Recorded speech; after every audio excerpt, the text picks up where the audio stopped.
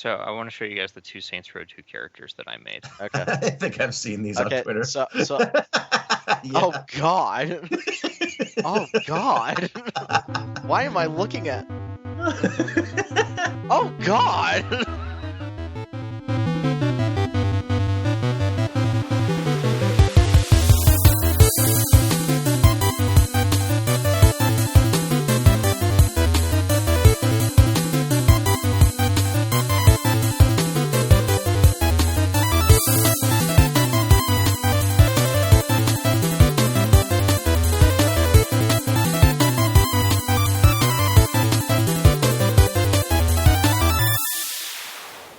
Welcome, everybody, to episode 36 of Random Encounter, the RPG fan podcast. I'm your host, Robert Steinman, Pale Robbie on the boards, fresh from my return from the frozen lands of Skyrim. Oh, go Viking. No. Shut up, Steven. That's Steven Meyerink, everybody. Yep, that's me. Taylor's on the boards also. Thank you. Chastising him was? This was John McCarroll. I am junior news editor. He got demoted. And the man who had the balls to say what he really thought of Skyrim. Kyle E. Miller, same thing on the boards. Cool. So we're here to talk about one of the biggest games of the year. 11/11/11 has passed, and The Elder Scrolls V Skyrim is fresh upon us. Everybody seems to like it, right? I do. Yes. I like it. I like it just fine. It's Kyle? a good game. Kyle hates it. He gave it an 88. What a bastard. I know, But you know that's what like you've the done? worst game ever. Oh my God, he didn't give it 111%. Did you guys watch that Mega 64 video about the reviews? No, I still haven't seen it. Oh, it's so funny. What were you thinking, an 8.5? Do you know what you did to the Metascore? I haven't gotten any hate mail yet. Any hate yet. I think you have a perfectly well-reasoned and well-supported argument. Well, Kyle, tell us a little bit about your trip into Skyrim. You got to play it before everybody else, so you got to tell us what you thought of it, and give us like a little overview. Tell us about your experience with the game. Well, as I said in my review, the beginning left me very apathetic. I'm not a big Oblivion fan. I think it's very overrated and very boring. So when I came into Skyrim and I had this introductory sequence, I was just like, here it is again, it's going to be the same thing. But after about an hour and a half or 2 hours, I started to get more into it. And for about 30 to 40 hours, I had a lot of fun, which, I mean, that's good. That's great. Yeah, I mean, that's more than most games. I know. A lot of games, maybe. And I don't want it to sound like we're going to be down on the game, because I think we do have legitimate criticisms. But still, in terms of the amount of content that you're getting for a game, like... Yeah, and not just that, but the breadth of it, too. Like, oh, my God. Imagine the insanity of balancing a game where you have like 100 different ways you can approach, a cave. You can do it stealth, you can do it with a bow, you can do it with magic, you can do it with, weapons and... there are a few games that are more open than this. The only examples that come to mind are like Super Scribblenauts. Yeah. And I think that's what makes the game so special is like before we start like getting heavy into the game, we're really going to avoid spoilers. So please don't worry. We're not going to go into like big quest details or anything like that. We're really going to talk about mechanics. We're not going to give spoiler stories. We won't story spoilers. We won't be doing that. Yeah, after 40 hours. Oh no, they just told you that in the first Dovahkiin. Your Thune. My what? It's showing? What? It took me a couple minutes to realize what they were talking about. But I have 40 hours in the game, and I've done 2 story quests. No, 3. So, that's what's so special about the game is like one of the big draws of the Elder Scrolls is you have like guilds, you have side quests, you have the main story, and like each of the multiple guilds that you can join has their own side story that is completely separate from the main narrative. And most of those things, like you can spend 10 hours worth of gameplay with one guild. That is considered a full $60 priced game these days, is a 10-hour game. So in terms of the amount of content that you can get, if you want a game that's going to keep you busy for a long time, you really can't go wrong with Skyrim. And it's not like it's again, it's not like it's crappy either. It's Yeah, You that's know- what we're going to talk about. So, John, we let Kyle monologue for like 30 seconds before we went off on tangents. I'm Let's let him continue. sorry. I'm sorry. It's like the game. The game has ADD. Or at least the game shows me that I have Yeah, ADD. if you would have let me talk, I would have. Sorry. I would have told you what happened after about 40 hours. Because the first 40 hours, I was really enjoying it, but then I started to realize that everything is kind of the same. It gets very repetitive. The traps that you see in the beginning are really exciting, and the puzzles are unique, and you think that the level design is very improved over Oblivion, which it is.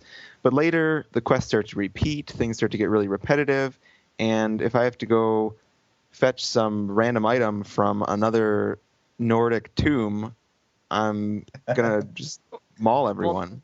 Now, one thing I want to bring up there is there's the quest system in Skyrim that gives it an infinite number of quests. Yeah. What is the name of it? And Radiant- I said the Radiant word- Quest. Radiant. Radiant Yeah. Historia, something like that.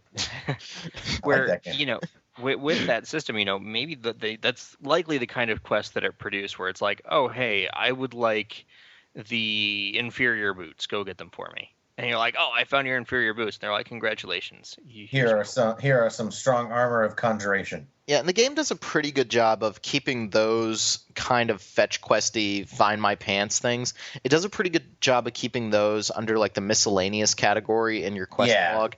And meanwhile, the major quests are named. Although some Right.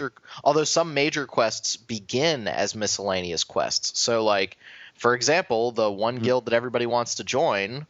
Mage's College. Shut up. The Dark Brotherhood. That starts off. Companions. Oh, for God's sake! Am I the only evil one here?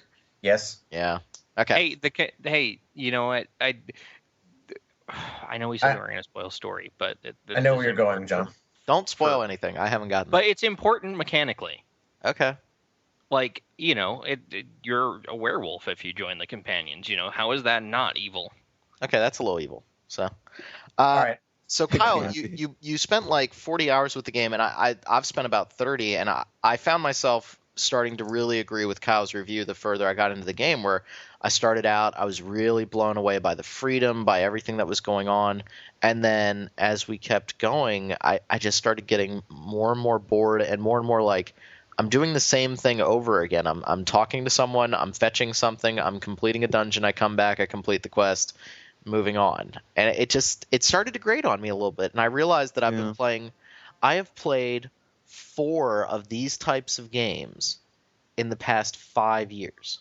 4. And what's interesting is that, while you're including Fallout New Vegas. Yeah, which- Fallout 3 and Fallout New Vegas, which are similar but different. Yeah, but I mean, and 3 of those were Bethesda game studios, though I thought Oblivion came out in 04 or 06. I'm sorry. Wow, was it that long ago? Yeah, that would be 5 years ago. I said 4 games in 5 years because I played it on the PS3.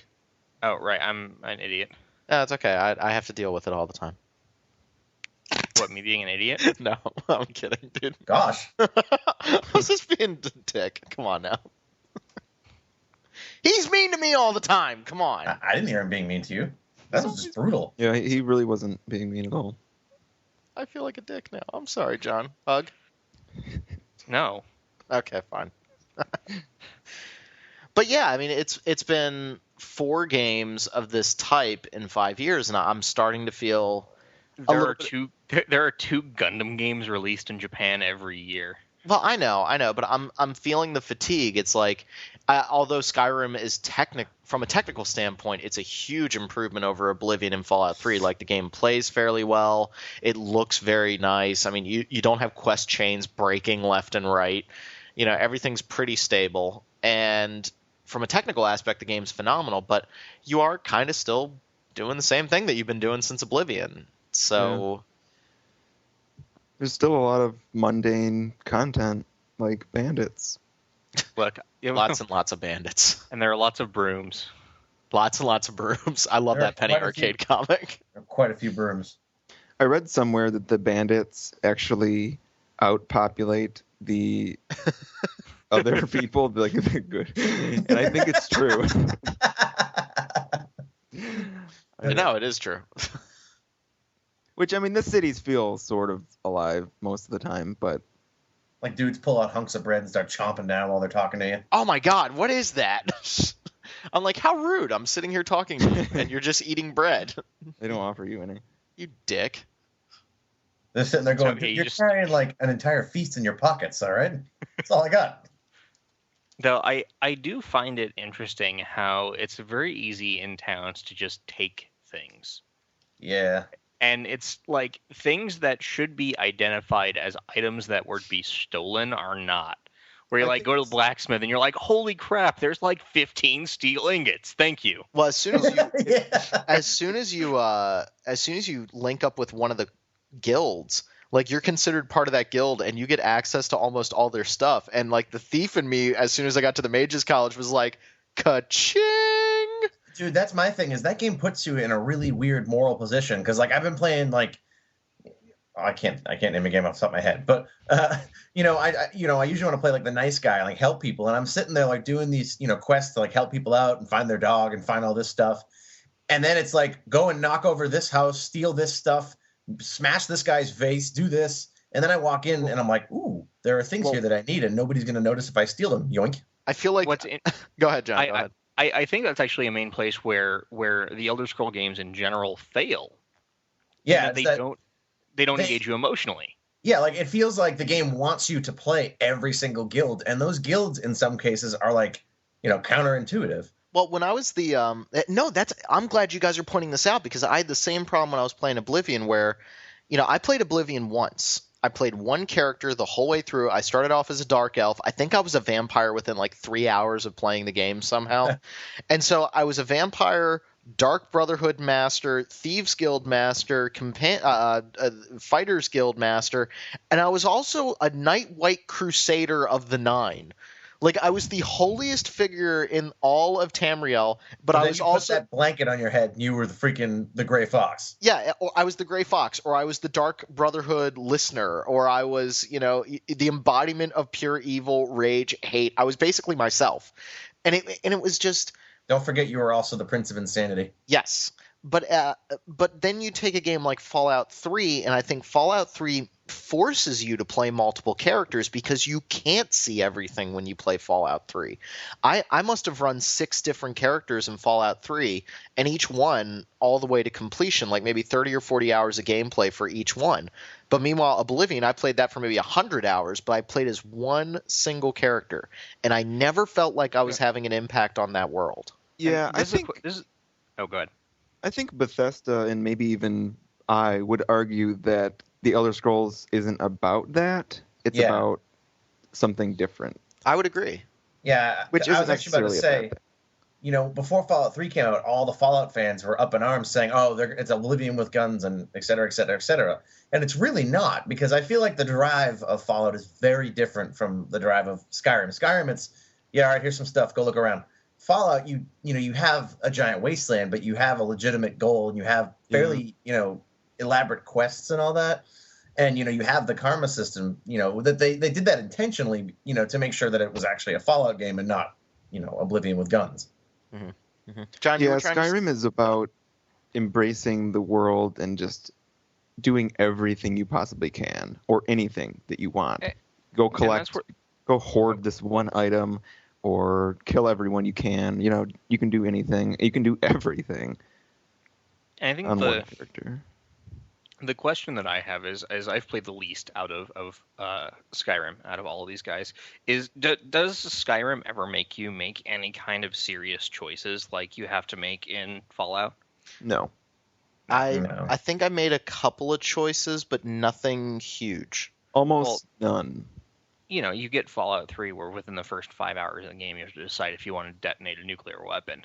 Yeah, and then the game never really has you make that big of a choice again. Like that was kind of the deceiving thing about Fallout 3 was it didn't do that big of a choice. I don't necessarily think. I mean, that was a big world-affecting choice, but Fallout had you making karmic choices quite a bit. Right, it's choosing who to side with and that sort of thing. And I think that's New Vegas did a great job with that. Right, and that's again, I keep saying I want to keep New Vegas. New Vegas did a better job with that. I think that Kyle hit the nail right on the head. Is that Skyrim and Oblivion are very much like I tried to explain it to one of my buddies when I was playing Oblivion back when I was still in college, and I was like, this is like having your own personal dungeon master just chained up in your room, and they can just make stories for you to go about and play D&D. And that's awesome and fine. But there's also like a lack of something. There's a lack of real immediacy and impact on the world. And as Kyle was saying, I don't think that's the point of Elder Scrolls. But can I just finish up the point real quick? Yeah. It's hard because you go from Fallout 3 where you felt like you were really making huge decisions. Like when I left the Republic of Dave in Fallout 3, everyone was dead. I didn't complete that quest chain. I walked into there like the Joker and just lit everyone on fire and walked out. And so I never got to complete that. Meanwhile, in Skyrim, I'm not going to give it away, but at the end of one of the guild lines, you do one of the most impactful things that you can do on this universe from a storytelling perspective. You do something that should change everything, and all it does is it amounts to a couple of guards in a town go, "Oh my god, this happened." Yeah. Moving on. Well, one thing that I found interesting about the lack of immediacy is I'm going to talk about what I've seen in the game. I've only played 10 hours of this because I've been playing other things, and I got my first story quest like 3 hours, and they're like, "Oh my god, there's a dragon attacking whatever tower," and then I went and did 7 hours of side quests. That's exactly what I did. I put 25 hours in the game, and then I was like, "Oh man, I can't fight dragons and learn shouts. I guess I should go and do that quest." And that's the fun part about this game. I said it before, this is an ADD game where like you're on like a path and you're like, I'm going to go do this. And then like you walk into town, you overhear a conversation and you're like, you know what? I'm kind of interested in finding out more about that. And that's when Skyrim is awesome. It does a great job of creating this sense of place, making you feel like you're in a living, breathing world and that you're interacting with characters. I think the problem is that if you try to go a layer deeper with that we've kind of seen with like making relationships in Dragon Age or Mass Effect or having a huge impact on the world like Dragon Age or Fallout 3, that's when Skyrim, it starts to become more you're watching the world rather than participating in it. And that's not a bad thing, though. It's not a bad thing.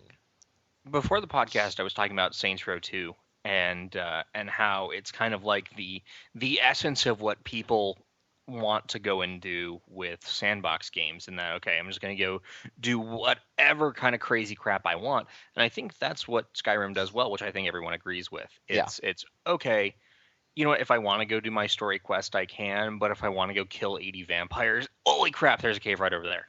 Yeah. And that was the other thing about this game was whereas in Fallout 3 I really enjoyed walking and just finding trouble, I started doing that with Skyrim, and I started to get really bored because it is just like dungeon after dungeon. Admittedly, the dungeon design is far, far better than Oblivion. I mean, these dungeons all look better. You have very little copy and paste as opposed to, Oblivion and Fallout 3 where you're basically in the same office building and or ruined cave over and over again. But whereas in Fallout 3 there was always like an interesting story at the end of that dungeon, at the end of that, gas station fake shelter or whatever, I started to get really bored with Skyrim when I was playing it walking the earth, and I started to enjoy it more when I started playing it like Oblivion, where I just fast traveled from quest objective to quest objective. I found the same thing because most of the locations are tied to quests. So you go into a place and there's nothing there, or there'll be some enemies and maybe an item that you have no idea what it does, a key item, because you haven't discovered the quest. So it's pointless to go there before you have the quest. And that kept happening to me, so I was just like, okay, I'm going to go find some quests instead. Do you know what I didn't like wandering around in Skyrim? Bears. Oh my god. Let's talk about the combat. Oh, do we have to? Let's just talk about bears. Okay. All right, bears. Well, first off, before we talk about the actual combat mechanics, I do find it interesting that they made such a big deal out of these dragon battles. First off, the first time you fight a dragon, you're like, "Oh my god, this is epic! This is ridiculous! I am fighting I am now on top of the dragon and stabbing it." And then you realize that every dragon battle is going to play out the same effing way over and over. And these dragons, I'm sorry, are giant pussies. I mean, these dragons are not that tough. When a bandit chieftain or a bear is more difficult to kill than a dragon, we have a problem. There are tougher dragons. I have yet to run into one. I ran into what was called a blood dragon, and I just thought he bled more. Are there tougher bears? I hope to God not. Those bears are ridiculous, man. But no, like, was anybody else really underwhelmed by the dragons? The first few dragon fights are easier, but I did find, especially like I was playing a little bit yesterday too, they definitely get harder because the thing is the dragons don't scale with your level. So if you show up in a town, with a quest chain that's below you, like, if you skip the main story and level up and you go to it, they have a scale, but it's only to a certain extent. So it's going to be really easy. But, you'll run into dragons in the wild that are actually fairly deadly. Okay, because my horse has kicked the crap out of about 5 dragons so far. I just sat back and watched my horse just mule kick a dragon into oblivion. See what I did there? See what I did there? I think you probably haven't encountered Sorry, Kyle. Kyle, talk. No. John made it funny. I know, I'm just kidding. What was I going to say? You probably haven't fought the harder dragons. There's like 2 types that are harder than the blood dragon, so... Okay, well... I just found them really frustrating, and I don't think the combat system can handle them, because it gets... Especially in a town, like, the dragon would not come down to the ground. Well, if it's in the dragon ends up getting killed by the townsfolk. Yeah. Like, they just shoot him with, like, 1,000,000 arrows. Like, the dragon lands, and he's just, like, a pincushion. It's like, oh, God, a terrifying dragon, shoot arrows! And it's like, oh, wow, that wasn't so bad. Everything's fine, we're good here. Everything's fine, don't worry, we filled him full of lead. And, now I think we can talk about the combat, which... The combat was the biggest thing I was worried about going into Skyrim. Admittedly, it's much better than Oblivion. I mean, it's much, much better. And I started out with, dual-wielding magic, and I really enjoyed it, and then I started to get bored with it. And then I started going around sneaking with a sword and stabbing people in the back, and I enjoyed it. And then I started to get bored with it. And then I started doing archery, and I started getting bored with it. And it seems like it is a jack-of-all-trades, master of none. Go ahead, Steven. We talked a lot about that, too, before the show.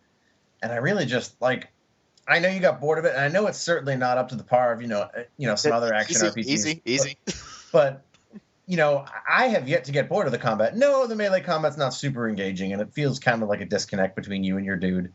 But the archery is fairly fun, and I still have a blast with the magic, shooting ice shards at people and whatnot. Good?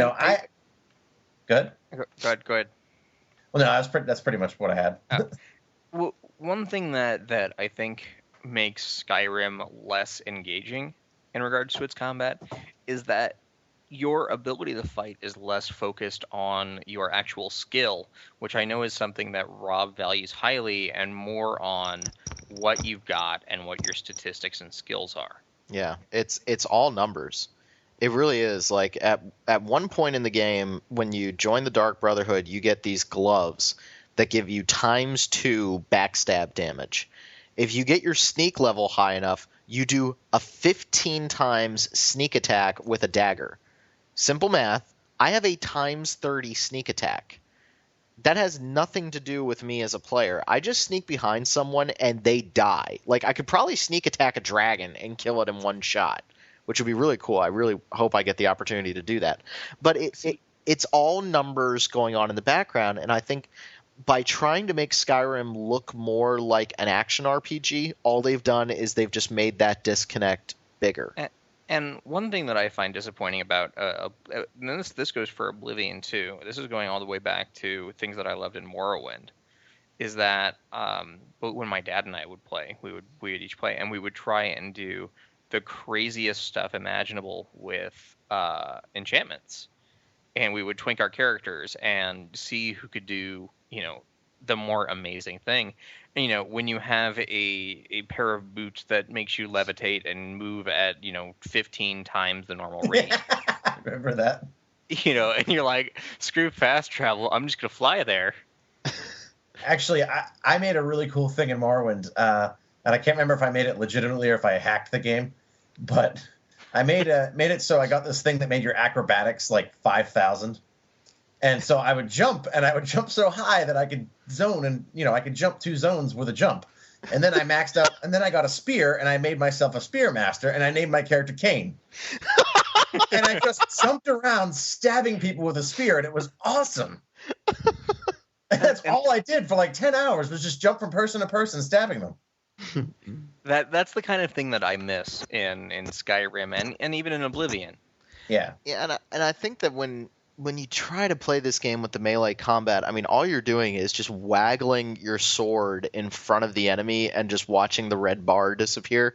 Like, if you try to be tactical, if you try to, like, it just feels messy and clunky. And admittedly, the magic and archery, they're both way better. And I would recommend that if you really want to play this game and get the most out of the combat, you try to stay away from melee.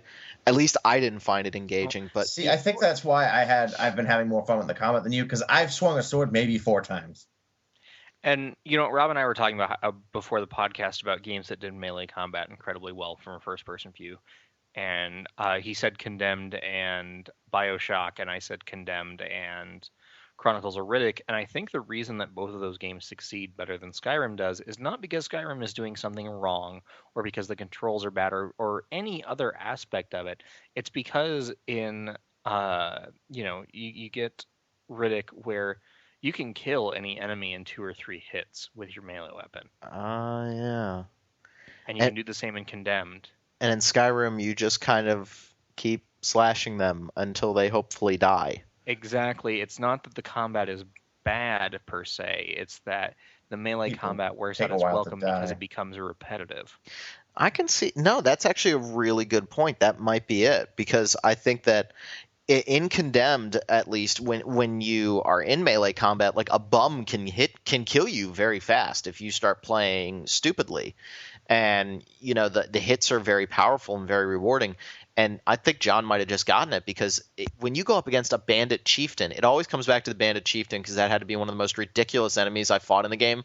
Although admittedly, it was really awesome when I shouted him off of a 8-story building and just watched him fall to his death.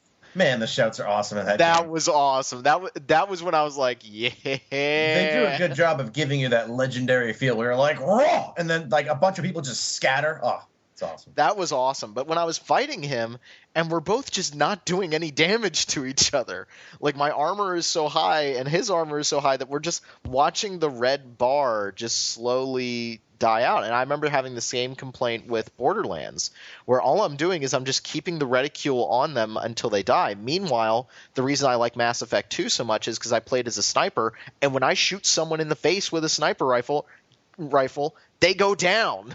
They lose their armor and their shield. They don't always go down. Maybe 2 hits to kill them, but still.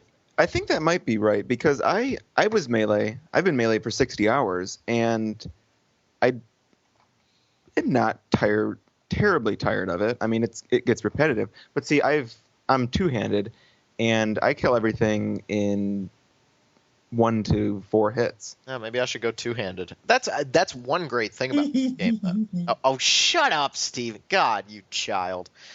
Anywho, one great thing about this game, though, is that you can easily change your character. Like, when you join up with the Dark Brotherhood, you get a suit of armor that makes you look shadier than Agent 47 at a ball, and you get, like, huge pluses to your sneaking and whatnot. You're an assassin. When you join up with the Mages Guild, you get your mage robes, and you feel like Harry Potter. The game does a great job of making it easy for your character to transition from, a melee-based character to a mage to an archery character. That's one of the best parts about the game. But then you also run into the problem of, well, now you're not really making a character so much as you're just deciding what you're going to do for a while. And that's where I probably won't replay Skyrim, because if I want to suddenly become a melee user, I just start using melee weapons with my magic-based character. But on the other hand, you're kind of ignoring perks doing that, though, because the perks really do affect the kind of game you're playing. Like, if you played an archer and you never got some of the archer perks, like, like Sonic Shot and Eagle Eye, you're kind of missing the point almost. So that's true. Maybe you're having this combat problem because you did try all those things. Whereas if you said, okay, I'm sticking to bows and I'm not changing, you'd probably get your archery up a lot higher, a lot faster, kill things a lot faster, and have more interesting things to do with that weapon. Because, my magic is... Sorry, John, go ahead. No. I like the freedom that Skyrim affords, and I think that it matches well with what you have in the rest of, the game, what we were talking about with you can go do whatever you want. Well, you can kill off the story quest, and you're like, you know what, I'm going to be an illusionist. And you're like... And you're an illusionist. You're like, what? You guys can't see me. I'm moving my hands up and down. Okay. Okay. That doesn't really work on radio, big guy. But no, and that's what's cool about the game. And to answer Steven's point, I did go and get some of the archery perks, and they did make things better. And what the perks usually do is the perks make combat interesting for like another couple of minutes for me, and then I get bored again. And maybe it's just I've been playing the game wrong, where I've been playing too many combat-based missions. But I think the game's at its best when, like, you're solving a mystery in town. Like, you're literally Scoobying the gang, following a blood trail. Rewriting history. Or you're rewriting history. Those are the awesome parts of Skyrim. And I just feel like the combat is the worst part of the game. And unfortunately, that can also be the biggest part of the game, if you let it. Yeah. See, one thing that I want to latch on is, I know Rob doesn't like the combat, but saying that it's the worst part of the game is, you know what, Skyrim is a very good game. Oh, yeah. Oh, God, yeah. Like, it's like saying, oh, man, the worst part of that Maserati is the trunk space. Yeah. You're not really... It's really a comparative statement, not yeah. Declarative? Yes. Well, so now let me ask you guys this. Do you like this more than Fallout 3, than Bethesda's last game? I personally do. And I really? Go ahead, John. I like elements of it better than I liked Fallout 3 or Fallout New Vegas. Okay, yeah, that's a better way to put it. It's not, despite the fact that these are games that Fallout 3 and we're going to have Fallout 4 or Fallout whatever running on this engine, I don't think that it's really an apples to apples comparison. Kind of. And it's functional because it is the same game engine, it's the same type of genre. It's the closest thing to an apples to apples comparison that you're going to get, but it doesn't really feel like it when you dig in. Yeah, the nitty gritty is very different. Like Fallout, I actually, when I played Fallout, like in Skyrim, I'm sitting there, I'm enjoying the combat, but I'm not going, man, I can't wait to get into another fight. If I get a new spell, yeah, I'll try it out. But I'm looking forward to exploring more, seeing more, finding loot and whatnot. Whereas with Fallout, the fights are actually fun. You zoom in with VATS, you shoot a guy in the face, and if you're playing correctly, you have bloody mess. So you shoot him, and he blows up into 6 pieces in slow-mo, and you're like, yes! Kyle? Yeah. Kyle, your answer? For me, Fallout 3 is significantly better in most aspects. But Skyrim is enormously better than Oblivion in every aspect. I would agree. I think it has a much better... I love the Nordic flavor of the game. I love the fact that this feels like a cohesive world, whereas Oblivion kind of felt like it took place in gingerbread Tolkien land. And it had no character. It was just filled with elves and orcs. Yeah, I hated Cyrodiil, and I was not interested in it at all. And then I play Skyrim, and you feel like you're in a place. I mean, it's hard not to be impressed when you're walking up a mountain in Skyrim and the snow is pouring down on you, and you're having trouble seeing, and like you catch a glimpse of like a snow troll or something like that. It's hard not to be impressed. And I think it's moments like those that people are crazy about the Elder Scrolls for. The sense of place, you mean? Just the little moments. I mean, I think it's better than the sum of its parts. And definitely, there are just these moments like seeing the Northern Lights or what you just described, Rob, and just these little things that really couldn't happen in any other game. and that's why people will love this game. So I guess you could argue that it's not that the game has like the concept of the game has, or rather, the mechanical execution of the game is about as good as it can be. It's just that the nature of the game that they've built is, the combat feels kind of floaty and it can be disconnecty, to some people, and you can feel like you're not really having an impact because just of how the game is designed, rather than they screwed this up or they screwed that up. I mean, I'm sure they made some development mistakes or whatnot, but yeah. I also think that when and this is going to sound like a total knock on the game, and I really, it's unfortunately that it's going to come out like this, but let me just reiterate that I think Skyrim is a very good game. I'm going to keep playing it. I'm really going to enjoy it. It's a phenomenally well-made game.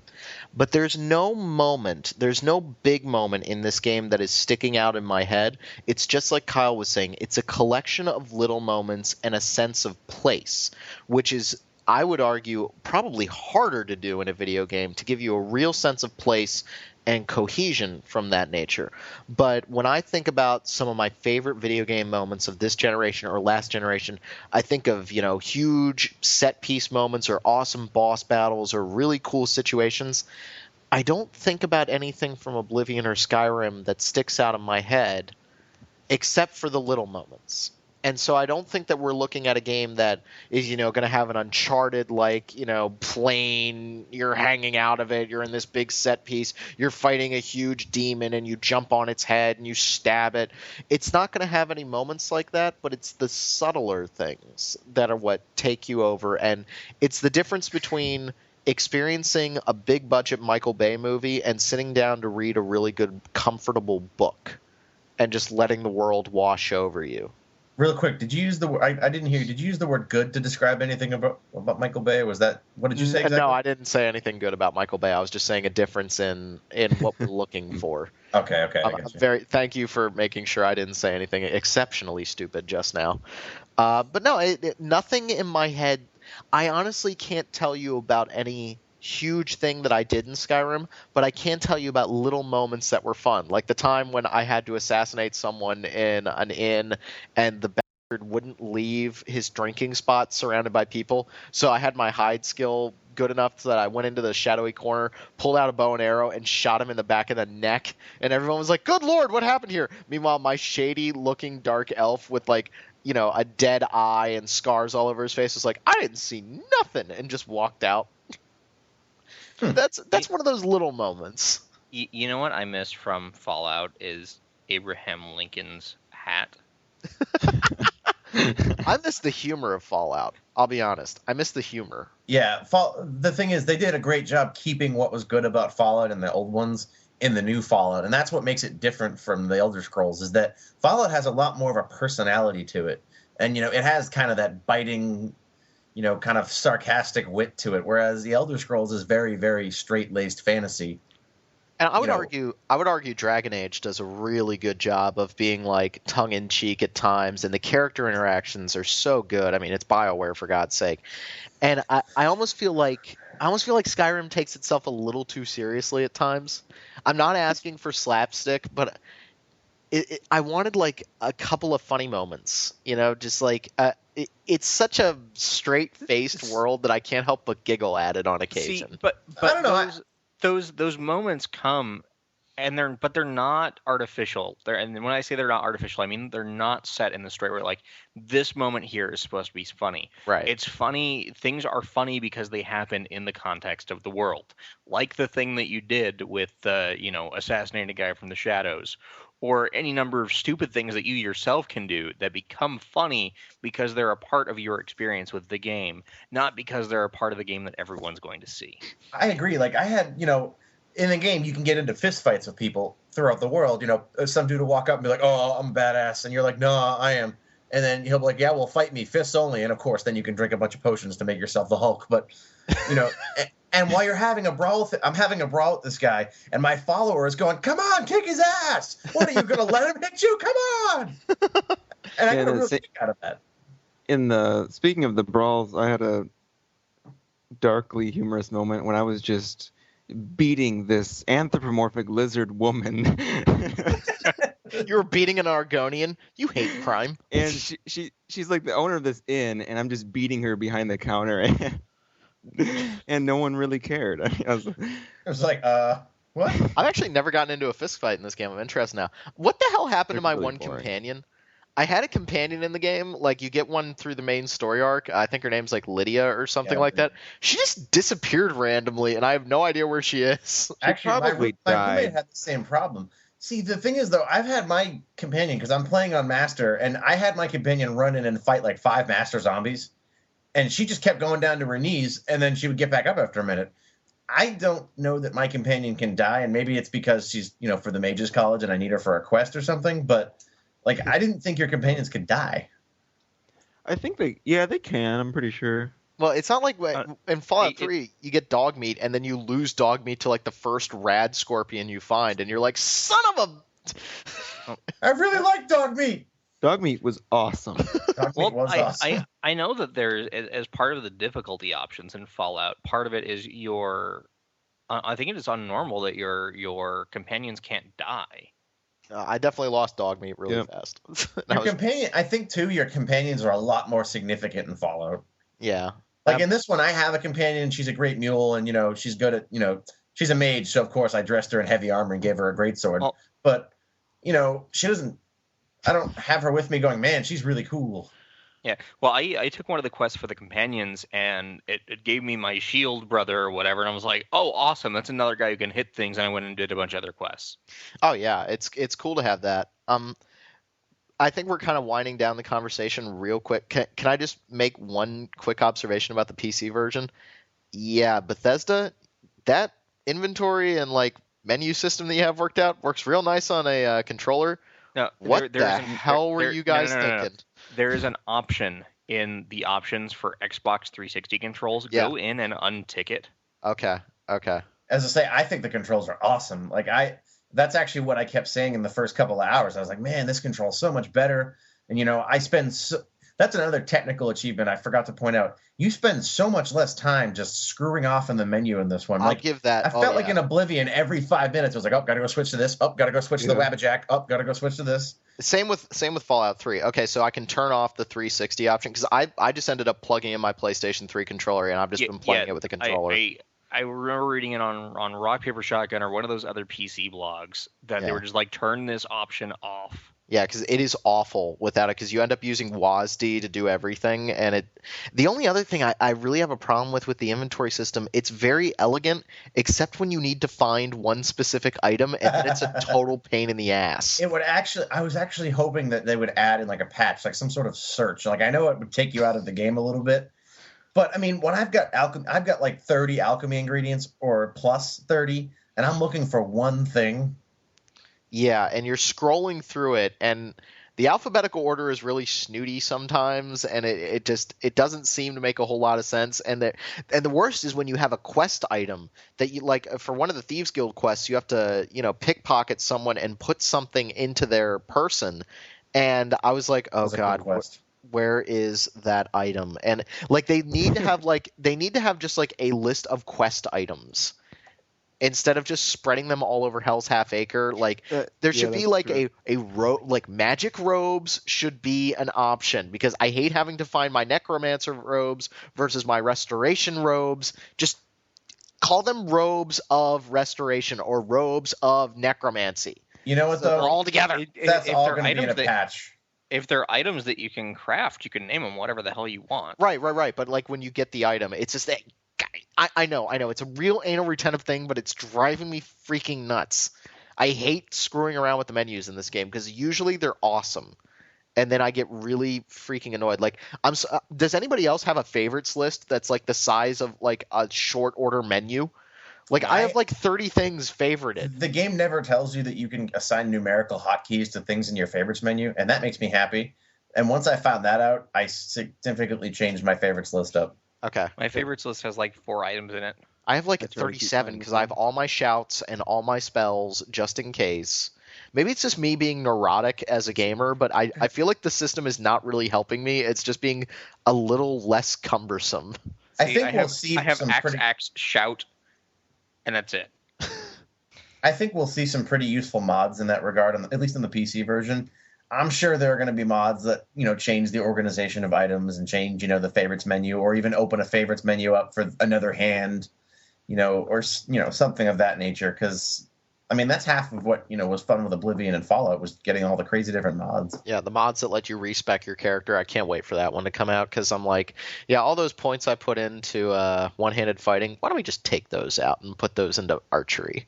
Because I don't feel like stabbing people anymore. I started out as a magic user, and I don't know what it was, Steven, but the magic just stopped doing anything for me. Like, I could not take anything out, and so I don't know how that happened. 'Cause my magic, I can drop most people with like 2 shots to the face of ice.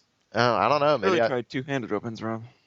Well, I'll try something, but I want a mod to respec my character a little bit, because I'll be honest, I have no desire to play this game again. I have a desire to keep playing with my character and keep seeing things, but I have no desire to see the same stuff again, if that makes sense. No, that's how I am too. Like I have no interest in playing another character. One thing we didn't mention too, the crafting in this one is way better. I got to try it.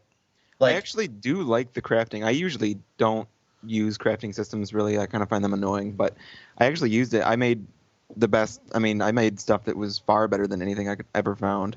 Yeah, and that's the thing, is if you follow most of the crafting trees, you can build a weapon, enchant it, and it'll just be totally awesome. And it's really rewarding to find magical items now, because that's how you learn enchantments. You find a helmet of +5 agility, or not agility, but a helmet of you can shoot bows better now.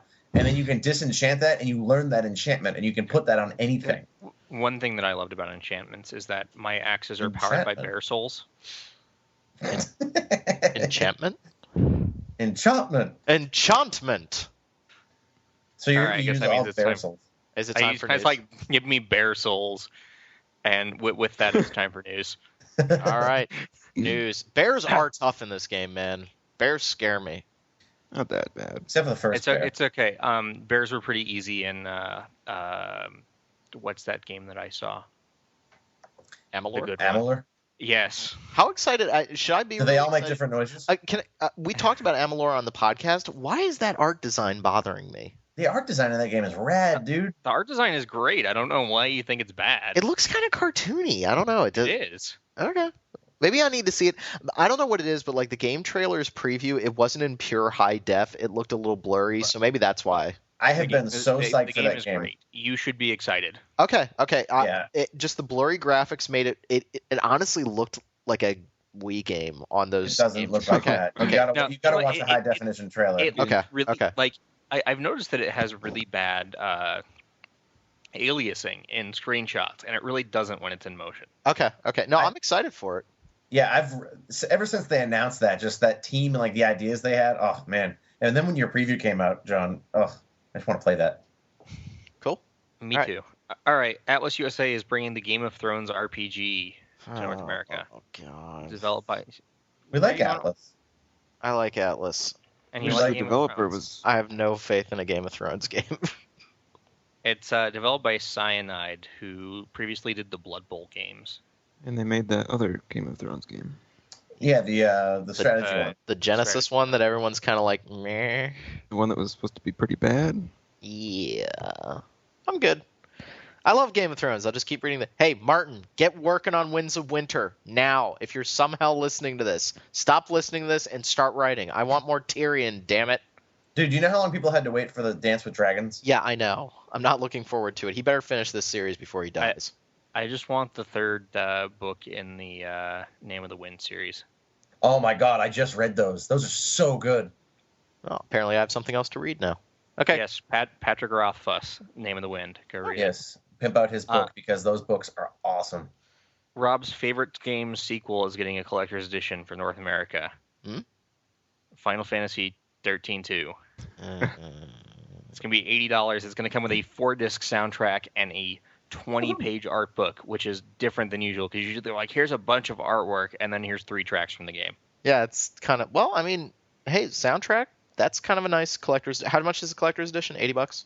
$80. So it's essentially it's a $20 soundtrack, and this is actually our former soundtracks chief Patrick bought the full soundtrack from Japan and it ended up costing him like way more than the difference between, It this probably $20. costs about as much as the game.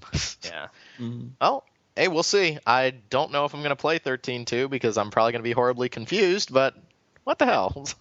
I'll inform you on everything. Oh, goody. I don't know. I feel like, they're taking a lot of those criticisms that people have with 13 to heart, it seems like. I mean, I'm willing to give it the old college try just because, I don't know. I don't think 13 was 100% beyond saving. It just needed a little more tweaking and, things changed here and there. And it seems like 13.2 is going to be a lot more open-ended and, in that regard.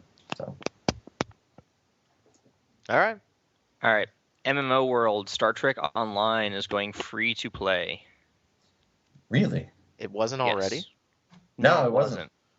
Cryptic got bought by Perfect World, though, last year.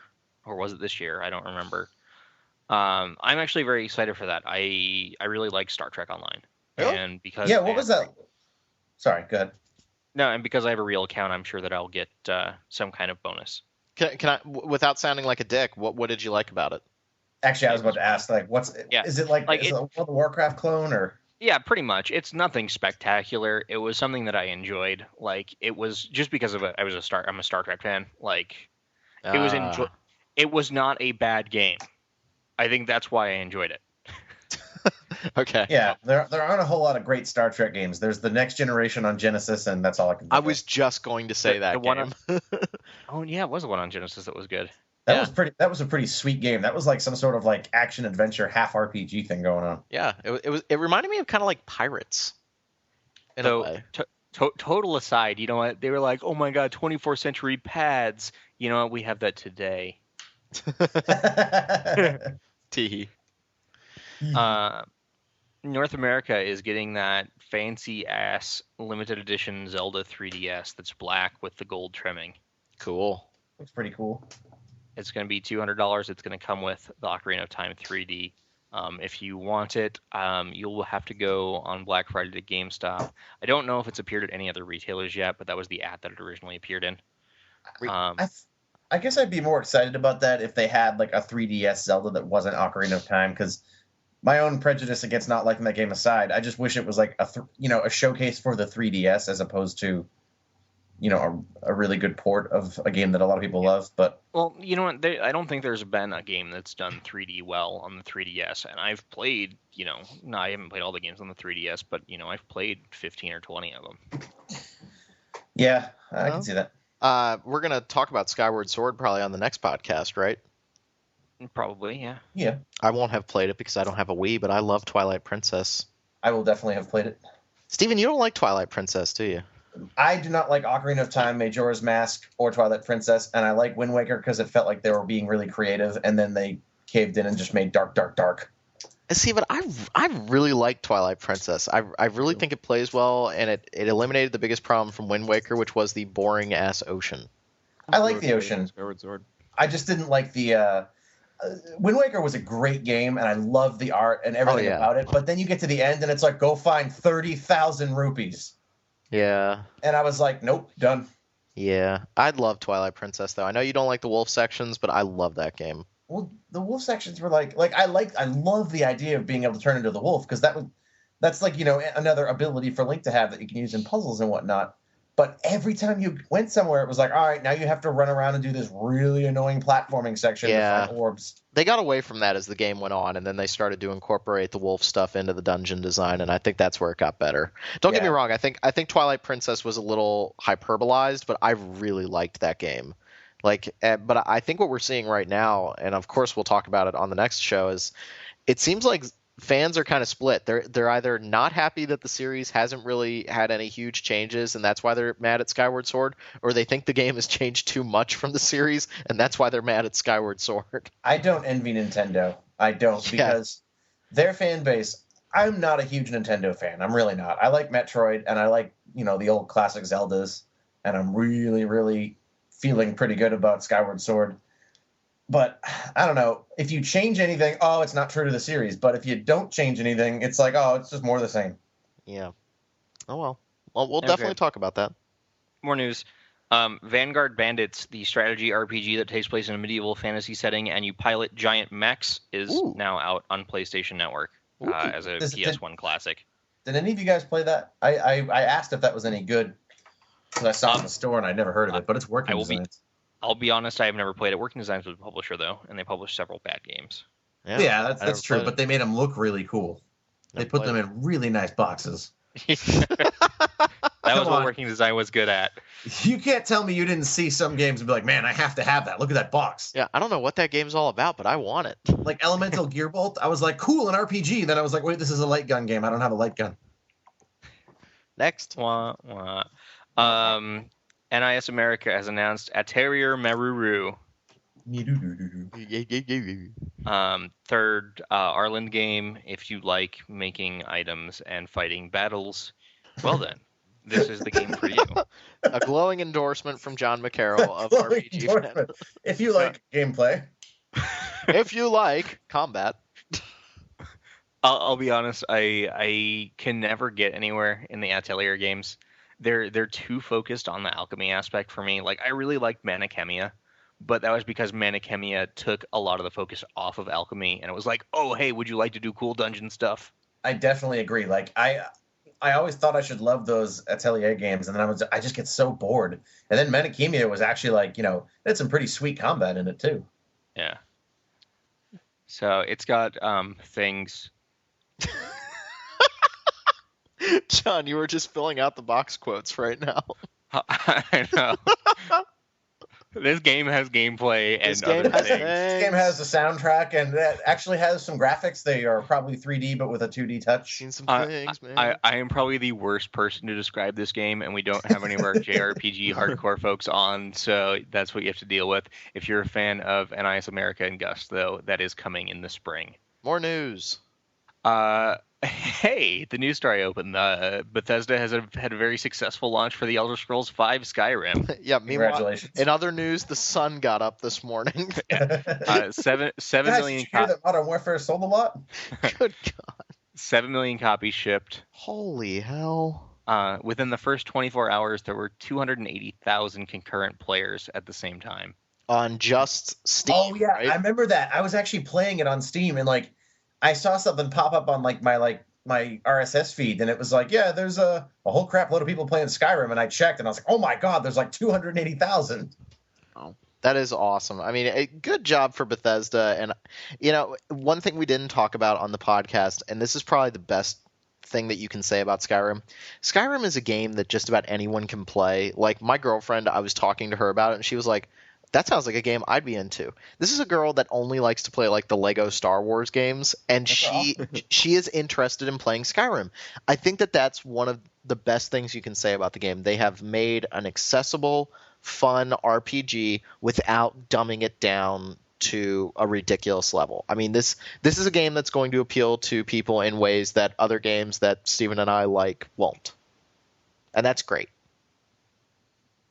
Yay! See, I didn't mention Dark Souls. Damn it! Do you guys think? Actually, I have a question regarding that, and it's not. We're not going to talk about Dark Souls. It's about Dark Souls, but no, really, please just hear me out here. Okay. With Skyrim, Morrowind came out, and Morrowind, Bethesda wasn't that well known, and I had never heard of the Elder Scrolls prior to that. And a lot of people played it on Xbox and really enjoyed it. And then Oblivion was even bigger. And now Skyrim is huge. Do you guys see that happening with the Demon Souls series? Like, no, you don't think so? Just because of the barrier to entry, or no? Because no.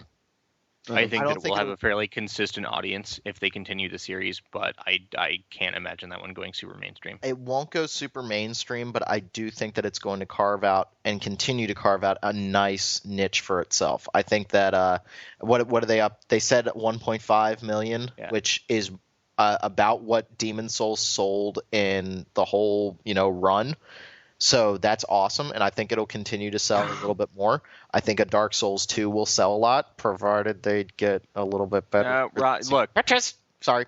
I think that it will not reach that level, but it will do well.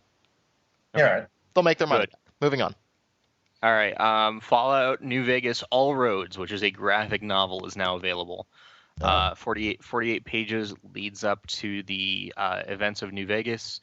and it's $2.99. I can Wow. give a brief description. Walking, gunshot. There you go. Nice. And the one news Rob wants to talk about, because it's involving his other favorite game somewhat. Torchlight 2 was delayed till sometime next year.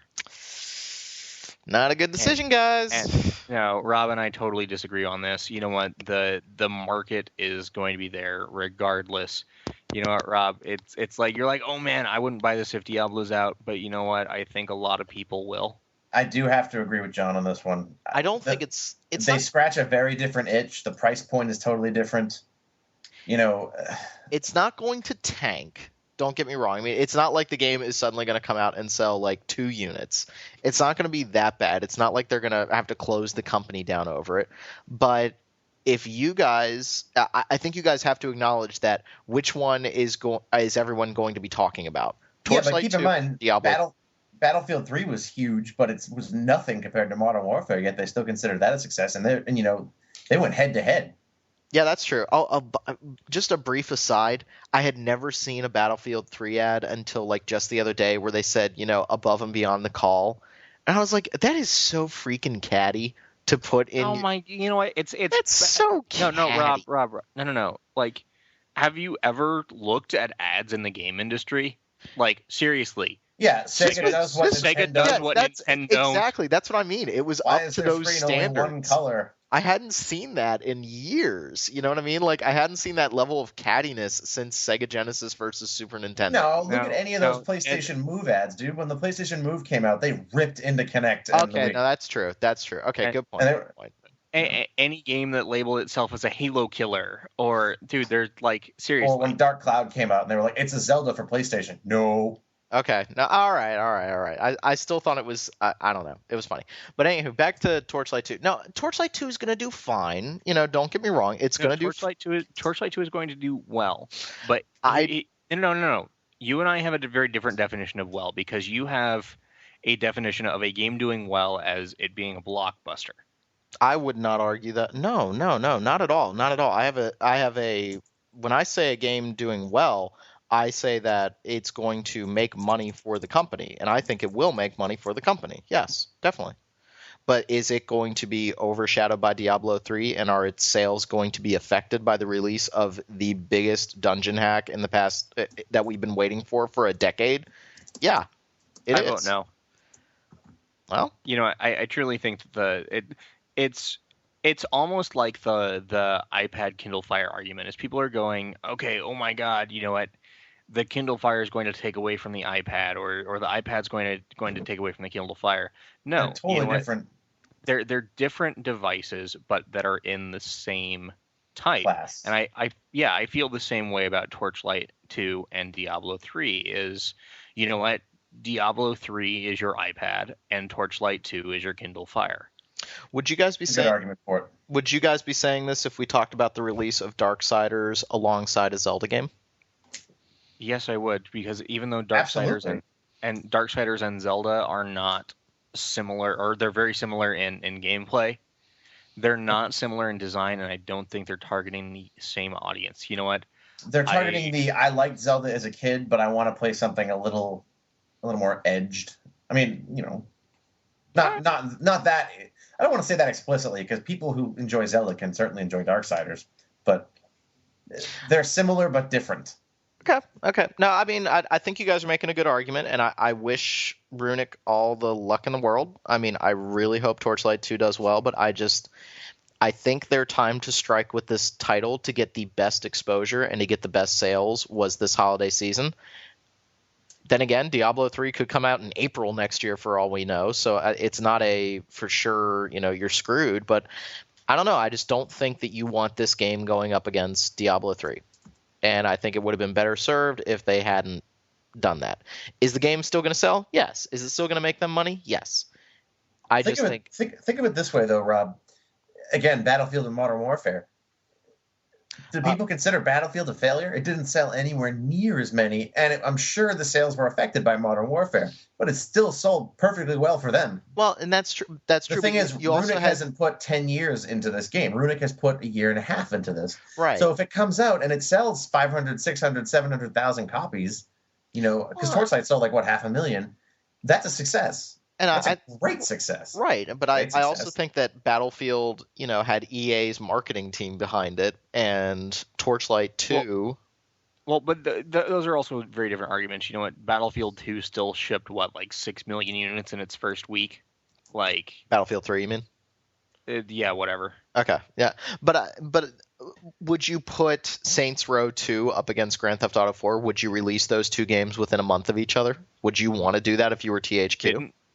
Didn't Saints... Wait, I had to check the original Saints Row release date. I thought that came out pretty close to Grand Theft Auto. Yeah. Did it?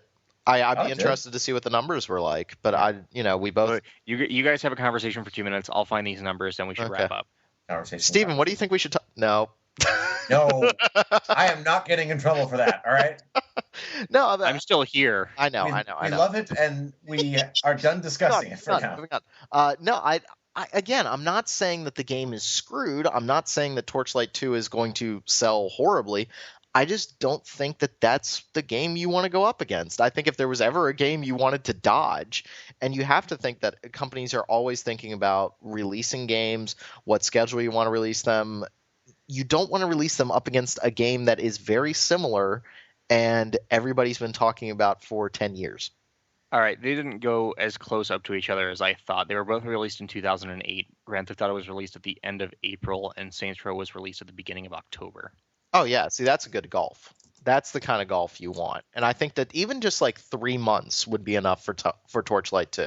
Because then people that maybe didn't get it right away... But you're also... You're saying 3 months, assuming that Blizzard is going to be releasing Diablo in February. Yeah, keep in mind, do you think we're going to see Diablo in the same month as Mass Effect? I don't necessarily. I mean, I don't think they give a crap when they release Diablo 3. I don't think they give a shoot. Honestly, I don't think they care. I think they are of the opinion this game is going to sell no matter what. This is going to be an evergreen title. I don't know. I really don't. Like, I know from our perspective, because we're huge fans and we've been thinking about it for years and years, it's easy to see that. But to somebody who's not quite as indoctrinated, they're going to say, oh man, that's that old hack and slash game that was pretty popular. This is the game I played 2 years ago, Mass Effect. I was to say, I think they're cognizant of the fact that there are other games coming out, but I don't think that they're totally saying, oh, our game is going to dominate all. We don't care when we release it. I'm fairly certain there's a good amount of thought that goes into when they're going to release that, because they still want, they don't want to just, release it and be like, yep, it's going to be successful. Hooray. I'm fairly certain there's a good amount of thought that's going to go into when in its range of dates Diablo comes out. Well, and you had StarCraft 2 come out in the end of July last year, and July is not usually a very strong month for games. You get a push kind of in May and a push in September. Yeah. But there's really not a whole lot that comes out in July, and I think that, that's on purpose. It's like, oh yeah, I'm going to devote months to StarCraft 2. Maybe. I personally don't think that Blizzard is concerned about Mass Effect 3. I think Mass Effect 3 is going... maybe that was a bad example. But... I think that they're going to sell to very different audiences. I think that, Diablo 3 is going to be focused on PC.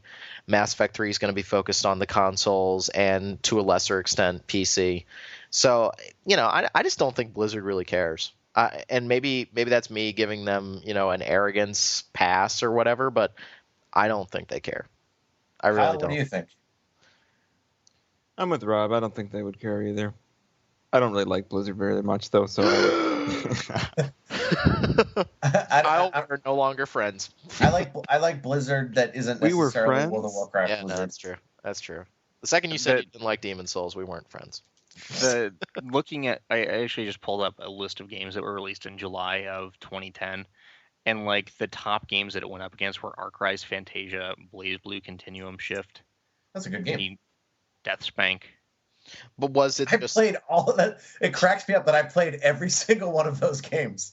But I think it's also a fact of was was StarCraft 2 ready to go, or did they hold it? And we don't know.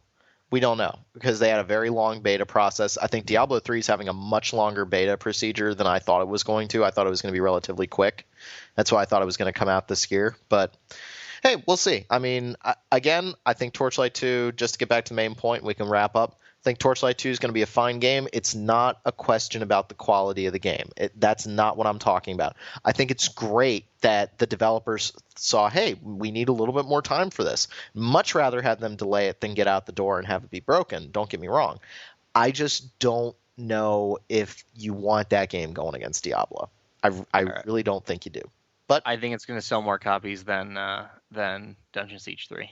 Ooh. Really? I'll buy that. I'll buy that. I think I agree with that. Do you think Dungeon Siege 3 is going to have the Fallout New Vegas effect where everyone forgets about it and then a bunch of DLC comes out and it does? I don't know. I don't know. I enjoyed the game, but I don't know. I love Obsidian so much because God love them, they try. I think you have to admit Dungeon Siege 3 was a great game, and it was no, it wasn't. It was their least buggy game. It was their least buggy game, but I was still not having a whole lot of fun with it. You played by yourself. It was good for what it was. But it could have been more, and it was broken on PC. Whatevs. Okay. More news. Do we have any more news besides the fact that Max Payne 3 looks awesome? No. Okay. That Rob's going off on tangents. That means we're done. I think we're done. Wait, you guys don't like Max Payne? Well, this is no. We're not having this conversation. Okay. All right. It's an RPG. You play out a role. I'm going to drive to your house. And murder you in your sleep, Rob. You don't know where I live. My goodness. Well, that seems like a good time to segue into what's coming next. Rob and I, earlier in the week, had the pleasure of interviewing Cesar Bitar and Katie Hallahan of Phoenix Online Studios, who up till now were known for The Silver Lining, which is the King's Quest fan game that had a very harrowing development history. We interviewed them about their new game coming out called Cognition. It's a point-and-click adventure game, and it has, pretty good pedigree behind it, given that Jane Jensen is their story consultant. And for those of you who don't know, she made the Gabriel Knight games, and she contributed to King's Quest VI. So Rob and I had a very good chat with them. So that's actually coming next. So please stay and listen to it. All right. And so thank you for listening to the first part of the podcast. Stay tuned for the interview and look forward to our Skyward Sword discussion.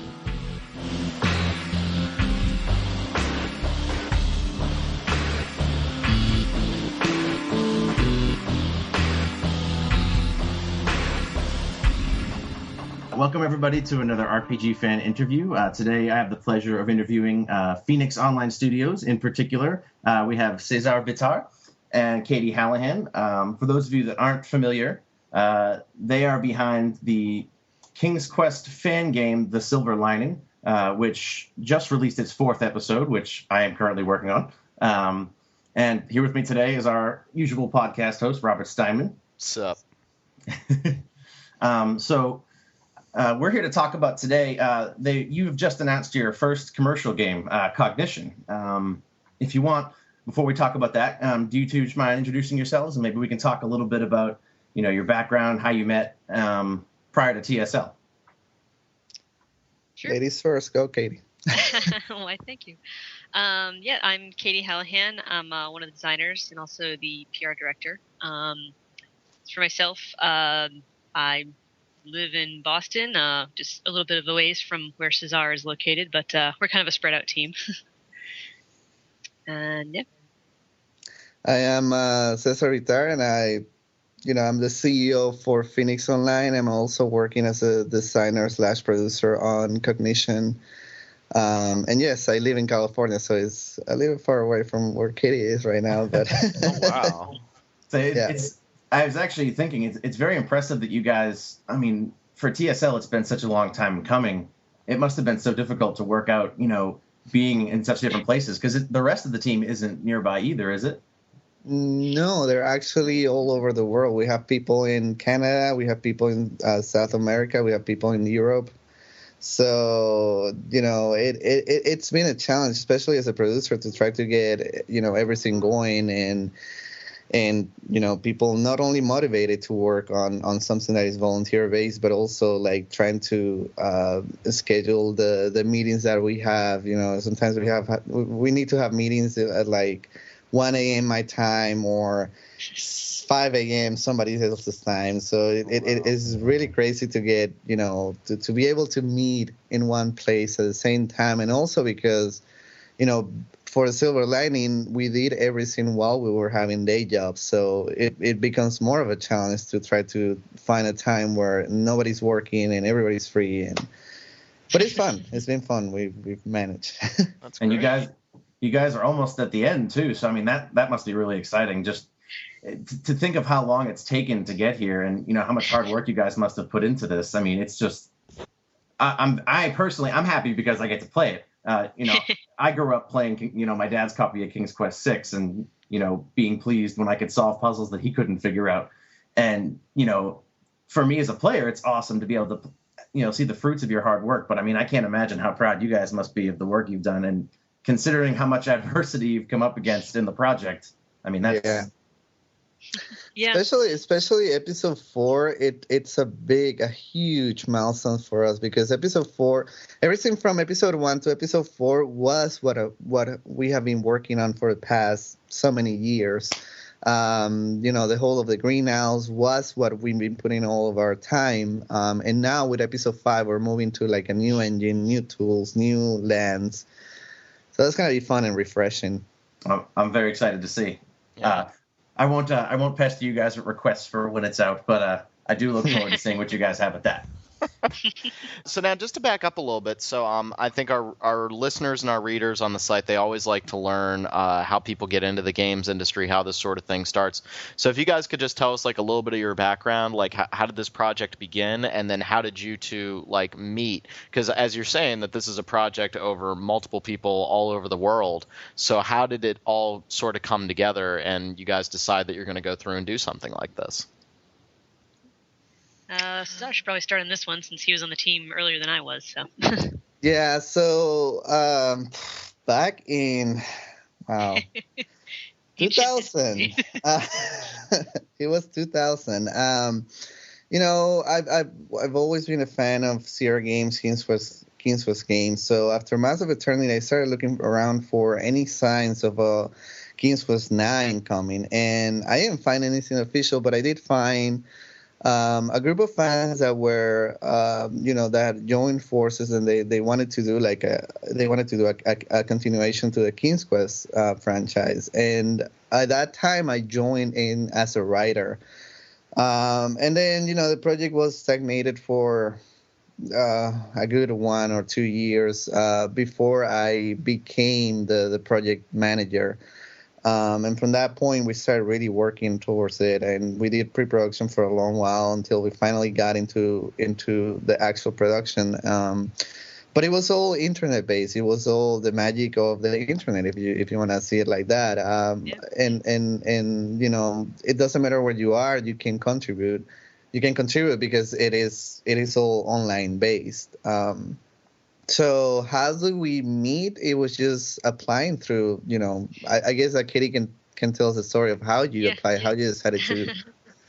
For me, after I graduated from college back in 2002, I naturally had no job, so I was living at home with my parents. And pretty much, I was looking around online. I think I dug some old King's Quest games out to, pass the time at some point. And then I started again also looking online at various searches for King's Quest, running new games, that sort of thing, and I came across the same group, and they had a position they were looking to fill for a staff writer at the time, so I applied to that and ended up on board working with Cesar on the script, and went from there over the years.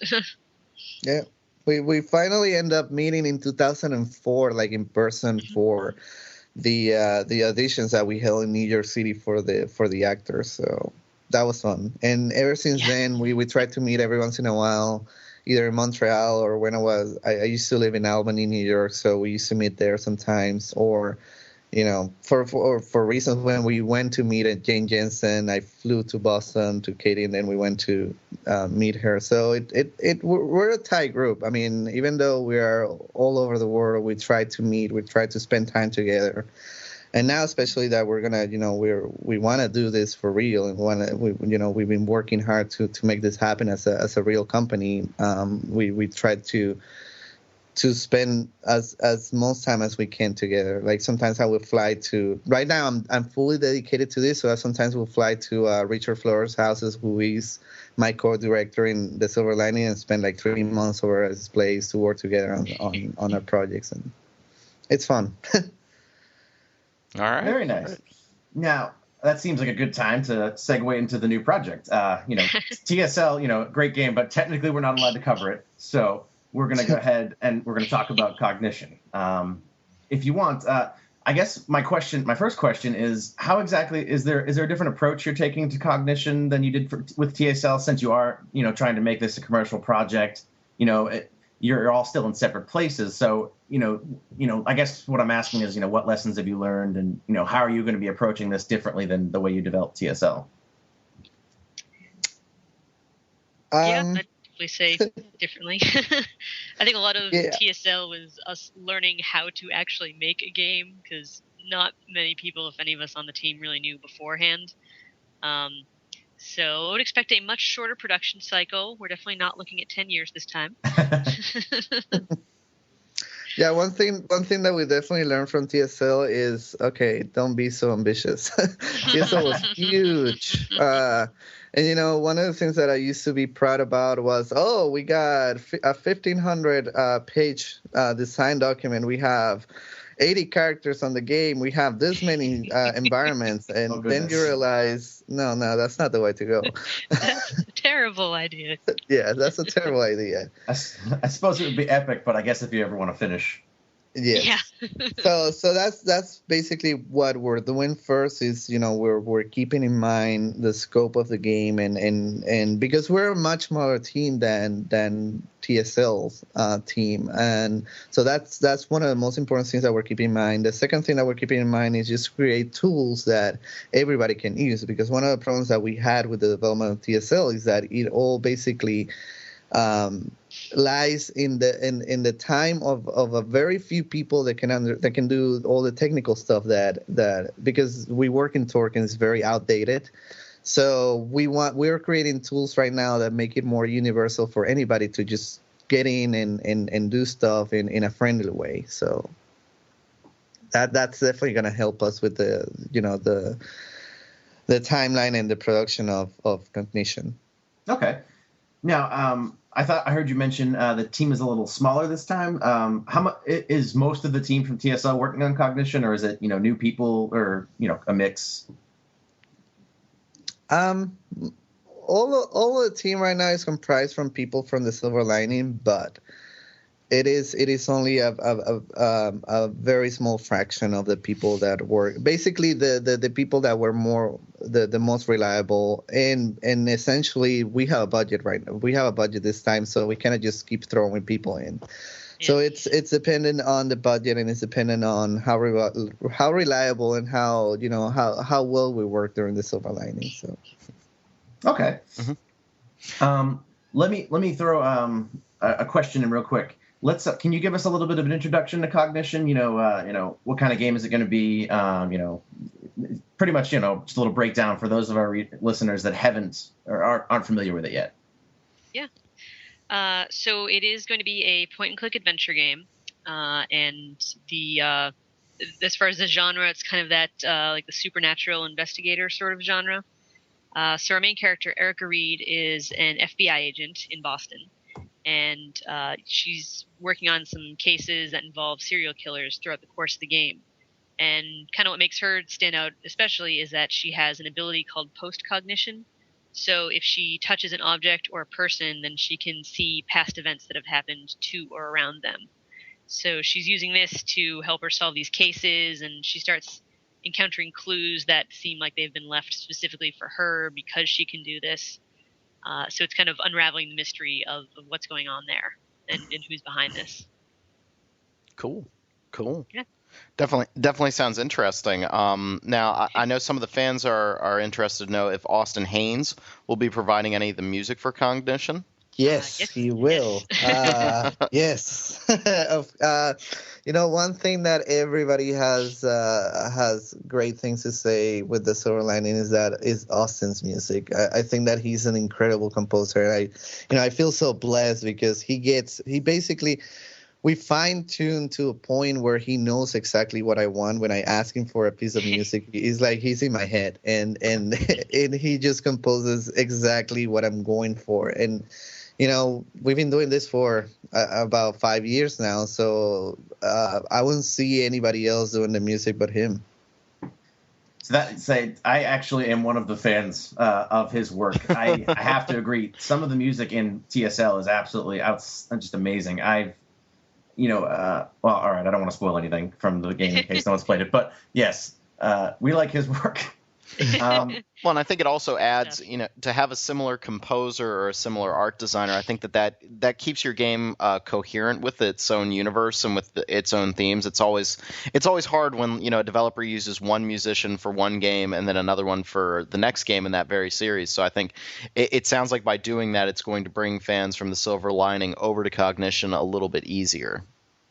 Yeah, and Austin is, he has the ability to jump from one genre to the next. So, with the Silver Lining, we were going for a very orchestral, sweeping score, and now for Cognition, we're going with very piano-based and electronic, if you wish, score that. And actually, if you go to our Kickstarter page in the updates, that we have the main theme for Cognition that Austin presented to people there. So if you want to hear what have a taste of the music of Cognition, you can just go there and listen to it. There's actually also a link to go to download a copy of the file too. So, all right, you talked me into it. Actually, that leads me to another question because I wasn't familiar with what a Kickstarter campaign was before. I read a little bit about it once I saw that you guys were doing one. Can you elaborate a little bit on that and how that's going to work into the production of the game? A little bit for people who might not be familiar. Yeah. So basically, Kickstarter is a website where people can apply to start doing what they call crowdfunding, which is pretty much like anyone who comes in can donate to something. And Kickstarter's kind of more specifically for creative projects. So they've got a lot of books, independent movies, and among things, video games is one of the categories. So what people do, they can go to a project's page, find out information about the project, and in exchange for pledging towards the funding goal, they get rewards so long as the funding is successful. So, for example, for ours, we have different levels that give things like pre-orders for the game or copies of the soundtrack. Some of our things involved getting items that have been signed by Jane Jensen or by the one of the art director from K-On!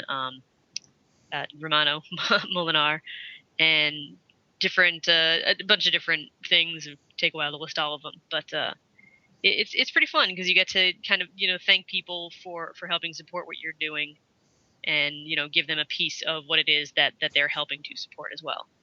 So sort of everybody gets to participate in making it happen. Yeah, exactly. And especially since with TSL, our fans were so involved in making that happen, it really, it felt appropriate to not only get them involved in helping us make this happen, but also in being able to share that experience with them and keep them updated on what's going on and everything. Absolutely.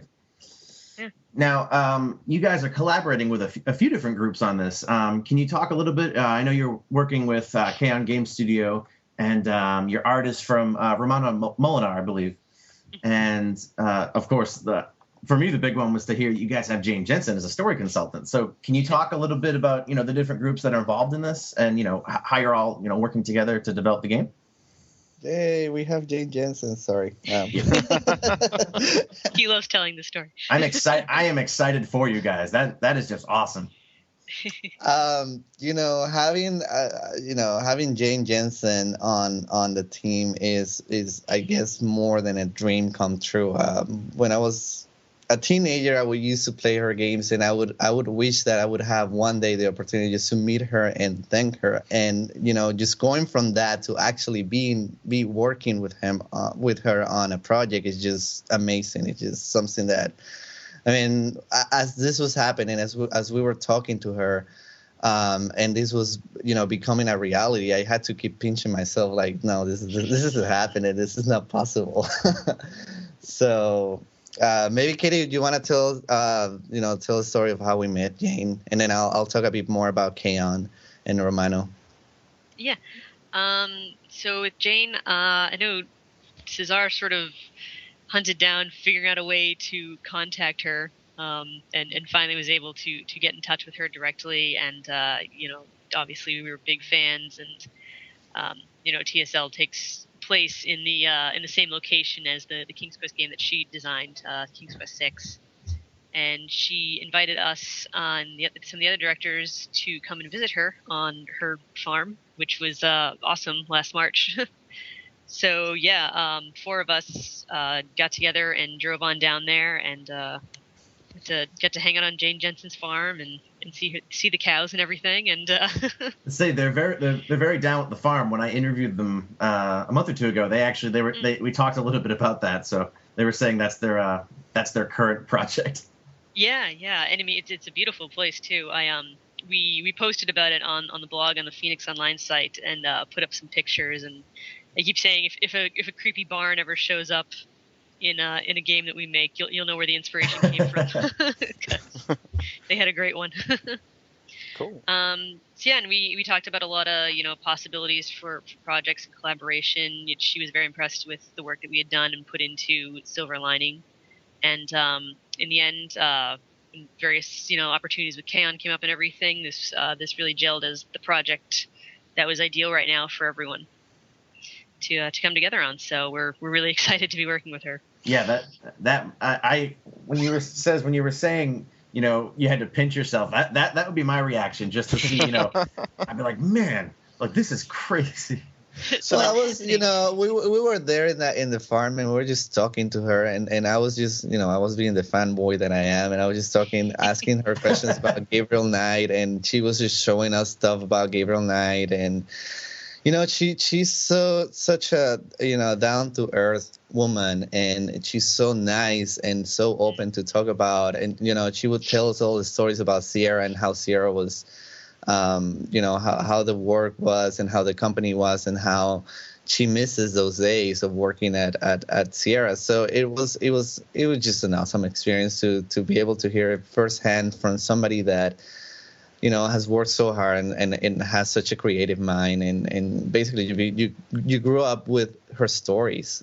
So yeah, absolutely. I mean, I literally grew up playing Gabriel Knight, King's Quest 6, and just to be able to talk to her about I mean, a lot of people consider those days the golden age of adventure games, and in big part because of the work she did. So right, it's definitely must have been quite an experience. Mm-hmm. It was. I just, when we were driving down the farm, I just realizing that, okay, we're 20 minutes from meeting Jane Jensen. We're 15 minutes from meeting Jane Jensen. I think Fez kept referring to the farm as Schloss Ritter. So what kind of dynamic does that create to work with someone that you guys kind of idolize? Like, what exactly is she going to be doing on the game? How do you work with her? I guess how big of a footprint can we expect from Jane on Cognition? So she's, we talked about this back and forth for a little while. And like Katie say, I mean, at one point we were going to be making a game that she was designing, but then, we want to start with something smaller right now, and she agrees. So this is the best way that we can come together at this point where, as a story consultant, she's basically going to be revising the story. She's going to be revising the game document from every step of the way. As Katie aside writes anything, we just send it to her. She gives us direct feedback on that, because one of the things that she requested that she, if we were going to be using her name, was that she had enough, that we would pay her for enough hours so that she would have enough time to make sure that this game was something that could come out under her name. So she's gonna be making sure that it is of a good quality, essentially, or what her standard of quality is. So she's gonna, like I said, she's gonna be working directly with us with the story, and she's already given us like great feedback and great ideas on things that we can implement and that we have already implemented. And then she's gonna be playing the game, just making sure that everything's looking and feeling right. I would say that although she's is not per se her design, and she won't be involved in things like, okay, so this is how Erica should look, or this is how the screen in particular should look. She is going to be involved enough that you'll feel the stamp of Jane Jensen in this game. Cool. That sounds like it'd be really interesting because now you guys have pretty much created your own style with TSL. It pays homage to the classic games, but I definitely think you guys have taken it and made it your own. So I'm actually really excited to see what you guys can come up with together, because the last time Jane collaborated with somebody, we had King's Quest VI. So yeah, so I think it's gonna be a great experience. And we also have Kaon, which I didn't get to talk about, but what happened with Kaon, because Kaon is this game. The idea from this game came from Kaon. They actually had started working on a game that used to be called We Are Darker. And they came to us with this idea, and they had already a bunch of art. They already had the character of Erica Reed created. So they basically came to us. We met at E3, just because one of our directors, he owns a company in India that does outsourcing for games, for art design and 3D and everything like that.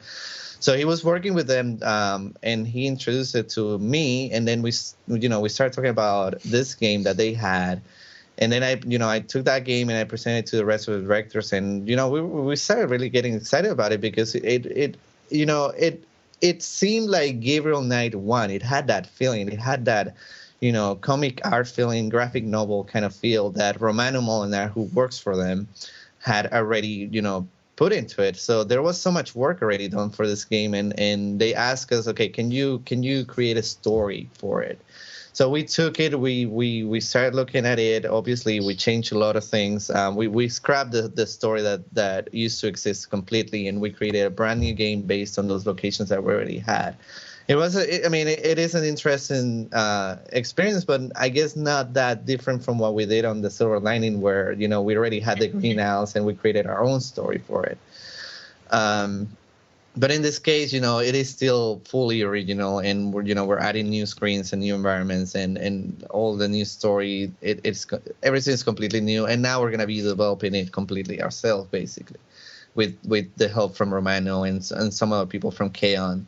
That are going to be helping us along the way, but it's going to be very exciting. It's going to be an exciting project. All right, well, we talked a lot about the story of it so far. So the art, Romano Molinar, he has, that name sounds familiar. Is there any other work that a listener might be familiar with that he's worked on before? Yeah, he's done. He actually has done work for X-Men, X-Men comics. I think he did one cover of the X-Men comics once. He's done Tomb Raider comics. He's done Witchblade. He's now working with the guys that are doing The Darkness too.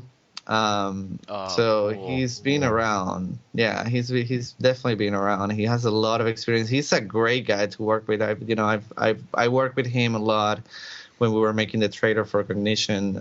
It was Elisa Pavinato, who is one of our concept artists. She's amazing, and she was really excited because she's a fan of him. So getting the opportunity to work with him was really good. So it was her, Romano, and myself working together to make sure that we got all the material that we later will give to the person that edited all together, Mikael. So he's a really cool guy to work with. It was amazing. The energy between the three of us, the energy as they were creating stuff, it was incredible. Cool. So now, is it maybe a little too early to ask you guys what you're thinking about for distributing the game? Or are you guys thinking about Steam, direct to drive, anything like that? Still figuring some of that out. I mean, we definitely want to do a PC and a Mac release, and we're looking at doing, the iPad, iPhone platform to follow that up. And Not sure if we've come down definitely as far as like what the actual method is. Steam has definitely come up at the very least for Yeah, we've talked about Steam. Basically, and essentially, we're gonna be putting this game anywhere where we can put it. Sounds pretty smart to me. Peddling your wares Yeah. everywhere you can. Well, Now, I Get it out there. I know. Go ahead, Rob. I was going to say it's really interesting that you guys said iPad because I know with Ghost Trick, they released that, I think, on iPhone and iPad as well. And, that seems like a great place to put an adventure game. And I think it's surprising that we haven't seen more of that lately. And it sounds like the perfect kind of game that would fit with that style of, gaming on the go and having, interaction with the environment and that sort of thing. Yeah. For me personally, I feel like with iPads and iPhones, they've kind of like the early markets for those have been a lot of like the casual games or the quick play games. But I do agree. I think it's a great platform for doing an adventure game where you can, save it and come back to it later. For myself, I actually played Broken Sword for the first time on my iPhone, and Lucky you. it worked great. They've actually been getting. I've been seeing a lot of adventure games. We reviewed Hector Badge of Courage. That was pretty cool. And then there's the Sword and Sorcery EP game. So it's definitely kind of a new frontier for adventure games. And I've always thought it was a great concept because I have oh gosh, I can't remember what it's called. It's essentially the multi-platform emulator on my phone, my Android, that lets you play the classic LucasArts adventure games. And every time I'm playing it, I'm just like, man, this is the perfect platform for this. Yeah. It is. When I was I was with Telltale when they did the first launch for an iPad product, which was Simon Max, and then from then they started doing Puzzle Agent and all that stuff. And I think that it is definitely a great platform for adventure games, just because it's basically a point and click thing. Yeah. So Well, I think that's what's been the failure of the iPhone and iPad games is people trying to make all these Zelda clones or old Super Nintendo games, and it doesn't work without having a physical controller. But like you said, it's point and click adventure. That's the perfect platform for it. yeah. Somebody please develop King's Quest 6 for iPhone. Maybe if you ask them enough, Steven, they'll do it for you. Actually, I changed my mind. I want it on Android because I don't own an Apple device. Anyway, What's wrong with you? okay. I have an iPhone. But actually, you mentioned Ghost Trick, Rob, and that actually, can you guys talk a little bit about some of your influences for Cognition? Just because I personally thought of Ghost Trick right when I saw it. Just it's not exactly the same, but a little bit similar. And then you guys mentioned Heavy Rain. We're not talking about that game. I'm not talking about it. Rob, let them speak. I'm going to be nice. I'm sorry. My thoughts on Heavy Rain, listeners will know them well. Robert is not a fan of Heavy Rain, but I am. So I'm glad it exists, but okay, moving on. This is their interview. What am I doing here? Well, I mean, with Heavy Rain, and I think one of the things that I listed with Heavy Rain is just because the feeling of that game, the atmosphere of that game is the perfect atmosphere for a game like this. I personally enjoy Heavy Rain. I wish that it was more challenging, but I did enjoy that game. We also have, obviously Gabriel Knight 1 is a big influence of that would be one of our biggest influence for this kind of game. And really, TV series like Dexter or Fringe, just because they have that episodic thing, especially Dexter, who has who deals with serial killers all the way through. I would quote those as big experience. As a lot of the influence that we got in for the story. As far as gameplay, I like to.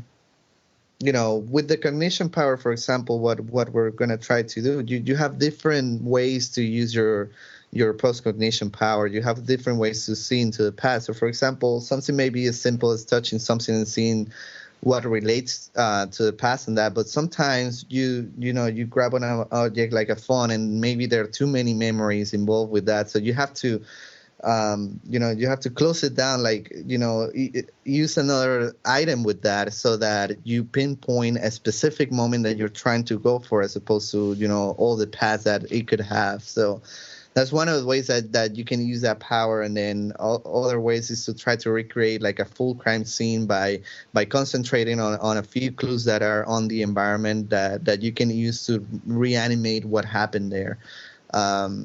And then other other ways to use it is going into somebody's mind and then helping them remember a specific detail by clearing like the fuzzy details that you don't remember about a specific time or a specific place.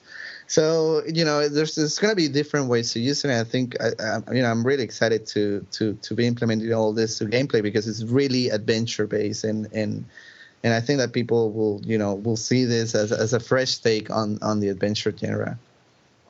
Very interesting. Cool. I guess in terms of more of a nitty-gritty adventure genre question, lately we've had games, like Telltale's adventure games, like Back to the Future. I don't know too much about Jurassic Park yet, but their adventure games have been a little more story-based, where the puzzles maybe aren't as brain-busting as some of the stuff from King's Quest or Gabriel Knight. And there's no death, and there's relatively little room to be punished. Are you guys going with a classic King's Quest, you can die at every turn, kind of adventure, or with really elaborate puzzles, or are you going for something a little more story oriented with puzzles, but maybe not necessarily quite as esoteric as some of the things we've seen in the past? I'd say we're going for something that's got some more in-depth puzzles in it. So far, we haven't really, I think, quite figured out all the ways to die that we could come up with, but I think at the very least there will be a few. Okay. Or an FBI agent running around with some serial killers on the loose, so Right. There's a chance for death to happen there. Yeah, but definitely, I mean, we want to make it so that it feels real. In King's Quest and Space Quest, those games you could die out of anything. So we want to make it more like Gabriel Knight. In Gabriel Knight, you couldn't die until I think day 7 of 10 days. When danger was really there, that's when you could die. So where it makes sense. Yeah, and mostly, the puzzles and investigation is very Gabriel Knight based. It relies a lot in conversation, in being thrown out for all the things that you're asking witnesses and investigating a crime scene and just being smart about how to connect things together. We're definitely gonna be, if you compare us to like something like Back to the Future, we're not gonna be as easy as that.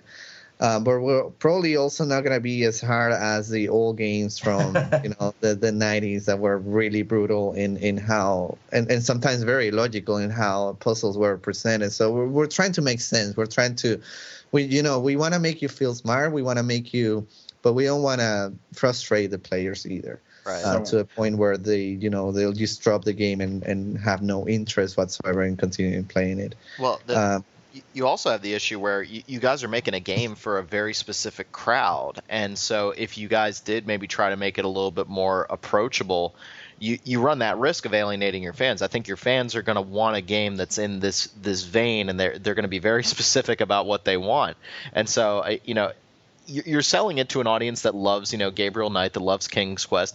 They want to have, the multiple deaths. They want to be on the edge of their seat the whole time. So I think you guys are doing the right thing in keeping your fans happy more than anybody else. But on the other hand, nobody's going to be hunting down golden bridles under bridges, I'm guessing. Probably not. Exactly. We want to get away from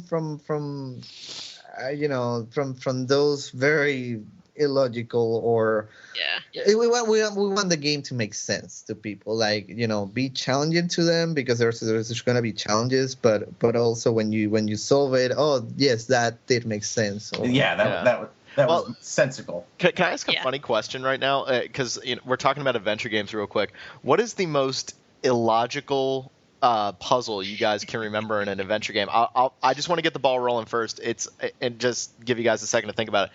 For me, it's Silent Hill 2, where you have to use a wax doll, a candle, a lighter, and a horseshoe to open up a door to create this makeshift door handle. Meanwhile, James is carrying around a perfectly good crowbar. I'm just sitting there going, why am I hunting down these random items when I probably could just get through this wooden door fairly easily? I think that my example would be Phantasmagoria 2. your wallet is behind a couch, and you have to send your rat to get it for you. Is the couch nailed to the ground? I would guess, because you just move the couch, get your wallet, and that's it. Yeah. Oh my But God. no, you have to send your rat to get it, and then you have to lure the rat back with a piece of candy. Oh my God. He's a pretty well trained rat, on the other hand, so that's sort of impressive. See, for me, I just remember some of the really crazy ones from like the King's Quest games. I think King's Quest V had some ones that were kind of out there.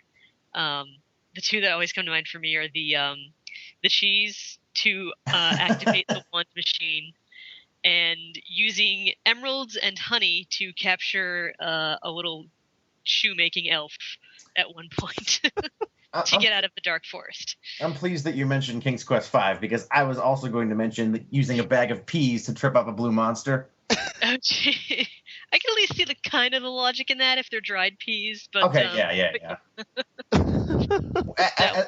As a young child, I looked at that and I said, peas are squishy. This doesn't make any sense. Yeah,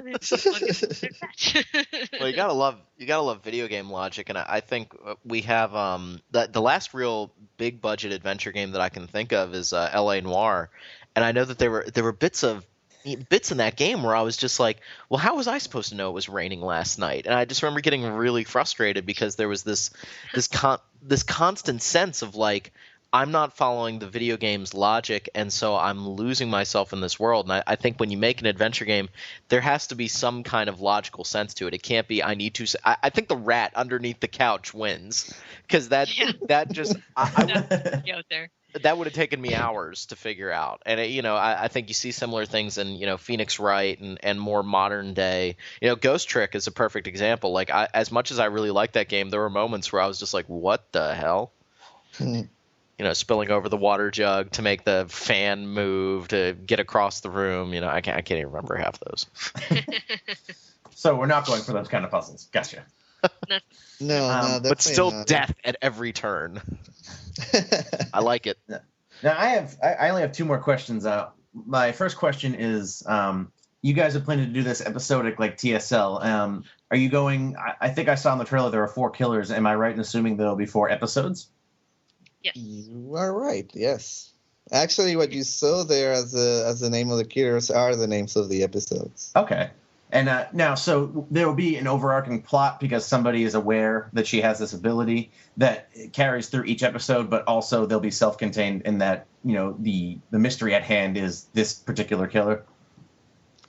That will be correct as well. But it's all tied up, and I'm not gonna say anything else other than that, but because I will be spoiling the story, of course. But it's all tied up. Okay.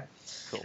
And then the older King's Quest games, Gabriel Knight and all that, and even TSL, there was a little bit of humor, in the writing, in the narrator, particularly in TSL. I was a big fan of the jokes you guys threw in there. I'm pretty sure when I opened episode 4 a couple of minutes ago, or a little while ago, Graham said something about picking something up at Walmart.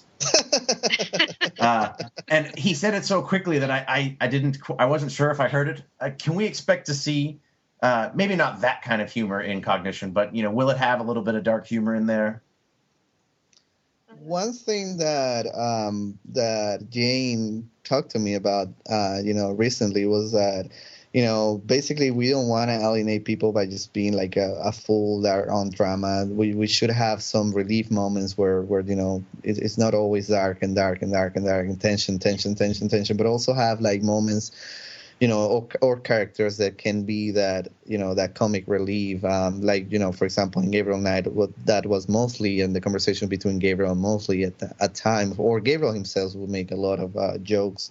I don't particularly see Erica being that kind of character that Gabriel Knight is, but we are thinking of, having the other characters playing those roles, and Jane was really big on that to make sure that we have that comic relief. And obviously it's not gonna be like it's not gonna be as out there like we did with the Silver Lining. But who knows? I mean, when normally those things, like for example that joke that you just mentioned, that just came from Jason Victor, the guy that plays Graham, we didn't write that. He just said it.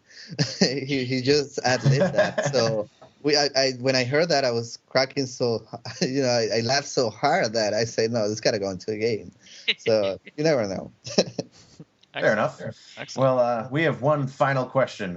Would you like to defer to this one, Rob? Oh, thanks, Stephen.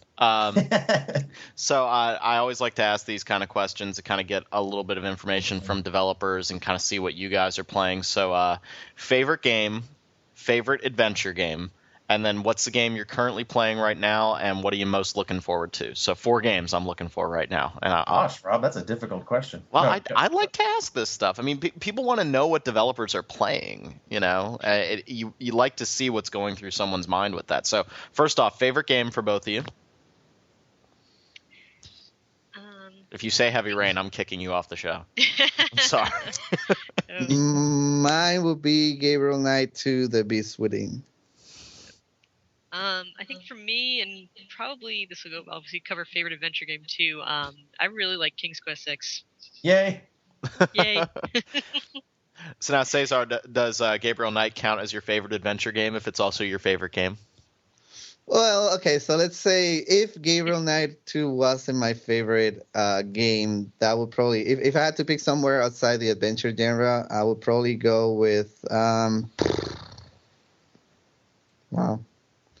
so many games. Yeah. I don't know, somewhere, maybe an RPG, somewhere between maybe Final Fantasy and Xenosaga. Well, which Final Fantasy and which Xenosaga? Final Fantasy 8 or 10 Whoa! in Saga. Rob really likes Final Fantasy. Oh VIII. my god! I have a nosebleed right now. Okay, no, I'm okay. No, I'm okay. I'm okay.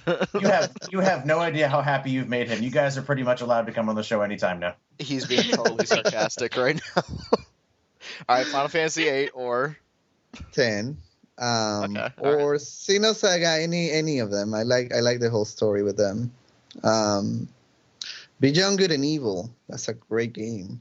you know, I still need to play that. We both still need to play that, I'm told. All right, so then Good old games, and I still haven't gotten around to playing it. so now game that you're currently playing and the game that you're most looking forward to right now. I'm actually playing Dark Souls right now. Ooh. I don't love think that game. we're not allowed to talk about it anymore. We spent You're not allowed to talk about Dark Souls? No, Rob and I are such big fans of Dark Souls. We've been officially rebuked for speaking about it too often. So Oh, I love that game. Demon Souls actually is probably my favorite game from the past 5 years. So I'm saying right now we did not put Cesar up to this. Okay. this was not a I can plot. attest to that. He's been talking about Dark Souls for a while now. So. Okay. So we can't talk anymore about Dark Souls, even though it's freaking awesome. But Did you say so Dark Souls? shut up, Steven. So what game are you most looking forward to right now, Cesar? damn. Cognition. Yes. I don't know, maybe Uncharted 3. All right. Not really, but if I had to answer, because there's like, I don't know, Batman, Uncharted, Skyrim. I would really be looking for Dreamfall chapters if it was happening. And Katie, you're not getting off the hook, so. No. All of my games I am playing right now are kind of a few years behind since I'm like catching up, but I'm still kind of finally getting started on the first Mass Effect, and I'm enjoying that quite a bit so far. So Just hold out. Two's way better. I keep hearing I've gotten into the Citadel, and then I got overwhelmed by choice, so I'm kind of stuck wandering around there right now, and people keep telling me to just leave, and I'm like, but there's so many things to do here. You could be there for quite a I while. still gotta play the second one of that one. I have it there. I bought it like a year ago. It's still wrapped. Yeah, I'm getting to that point as well. I have this stack of stuff that I'm like, how am I ever going to get to that? Yeah, having a life sucks. I wish I was back in high school and I could just go home and play video games all day. So, Katie, what's the game you're most looking forward to right now, besides Cognition, of course? Besides Cognition. TSL episode 5. Also that's Sorry. let's see. Oh, actually, I am really looking forward to seeing what Telltale does with The Walking Dead, because I love the graphic novels for that, and I really like the TV show, so I'm very excited to see that in the video game form. Now, I'm interested for that too. Like I think speaking very briefly on Walking Dead, the TV show. I've never read the graphic novel, but like I'm becoming very frustrated with the TV show. I feel like it's kind of spinning its wheels and not going anywhere, and it's kind of slowed. It's kind of really slowed down for me, and I'm ready for something to happen. Like I don't know. Like last night's episode. I didn't see it yet. I won't ruin it. I won't ruin it. But Okay, it was a total tease. It was a total tease, Huh. like what you think they're gonna do and what they actually did, and that's frustrating. And so I think that it feels like they're kind of stretching it out. But I think an adventure game with the zombies, that just writes itself right there. Really, yeah. Yeah, it's I don't know if you've read the graphic novels, but Yeah, I've actually read a few of them. I was going to tell Rob it does not spin its wheels forever. Certainly not. No, it certainly doesn't. It's been interesting to see kind of how they do a few things differently, but they do some things the same, and so there are things that by this point in the graphic novels had already happened, and I'm kind of just sitting there waiting for them to finally happen on screen. You wonder what. Sometimes I've asked myself a few times what exactly they're why they're making these changes, but I guess hopefully it will all pan out in the end. It's not as good as Game of Thrones. That's all I gotta say. It's certainly either way. It is kind of a series that takes its time, but I feel like it usually does some very interesting things with the interpersonal stuff. Yeah, I think the interpersonal relationships are good, and I think especially with video games, that's something that we miss out a lot on in games like Mass Effect, or really trying to make you care about your in-game buddies, for lack of a better word. And I think that's something very interesting, and I want to see more of that develop. Not to the point of like having friends in a video game outside of World of Warcraft, but like no, I just think it's really cool to have a connection with these people the way that people have connections with like Michael Corleone and The Godfather or something like that. Are we ever going to get to that point? Right. I've felt that way with certain characters, but not very often. I like what they're I like that Western RPGs are basically borrowing those elements, because you had the very early Western RPGs where you didn't relate to your characters, and then the Japanese RPGs came in with like a big cast of characters that you sometimes will just fall in love with, but then that just got stagnated, and now Western RPGs are now just borrowing that you get connected to your party and your characters, and you really get to know them. I was playing Dragon Age, and one of the things that I really, really, really like about Dragon Age was the fact that I could just sit in the campfire with my characters and just start talking to them and learning about their life, and some of them were like genuinely really exciting to I was looking forward to I'm fighting this guy so I can just go back to the campfire and talk a little bit more to my guys and see what they're up to, and that's right. I really feel that connection. Yeah. Yeah, I would totally agree, and I think that it's interesting to see. You're right that the Western RPG, which used to be about open-ended big games like Skyrim or Oblivion, and it's now starting to incorporate more of the character development and drama that we've seen in JRPGs for years. It's very interesting. It's very interesting. Yeah. So, well, I think we've kind of reached the end of our questions. You guys have fun? Yeah, we did. Great. A Thanks lot. very much. Excellent. You feel free to come by and talk about Dark Souls anytime you want, Cesar. But if we say anything else about it, I think we're gonna get killed. So. Yeah, John, don't kill us, please. Sorry, John. So, Steven, I'll let you take us out. Yeah. Well, thank you again, guys, for coming on the show.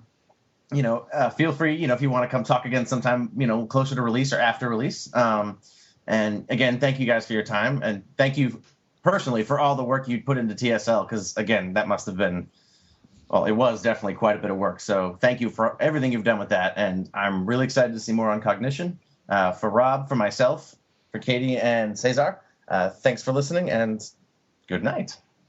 Thank you very much. And before we go, I wanted to mention that if you wanna hear more about Cognition, if you wanna find out how to get involved in the Kickstarter campaign, just go to cognitiongame.com. And that will give you links to like the Kickstarter campaign and the prices that you can get for donating any kind of money into this project. We're right now at the $20,000. Wow. Wow. We have 5,000 more to go, but any more money that we get past the 25,000 is just gonna get this game to be even better and better. So Excellent. thank you very much, guys, for having us here, and have a good Thanks so night. much. Yeah.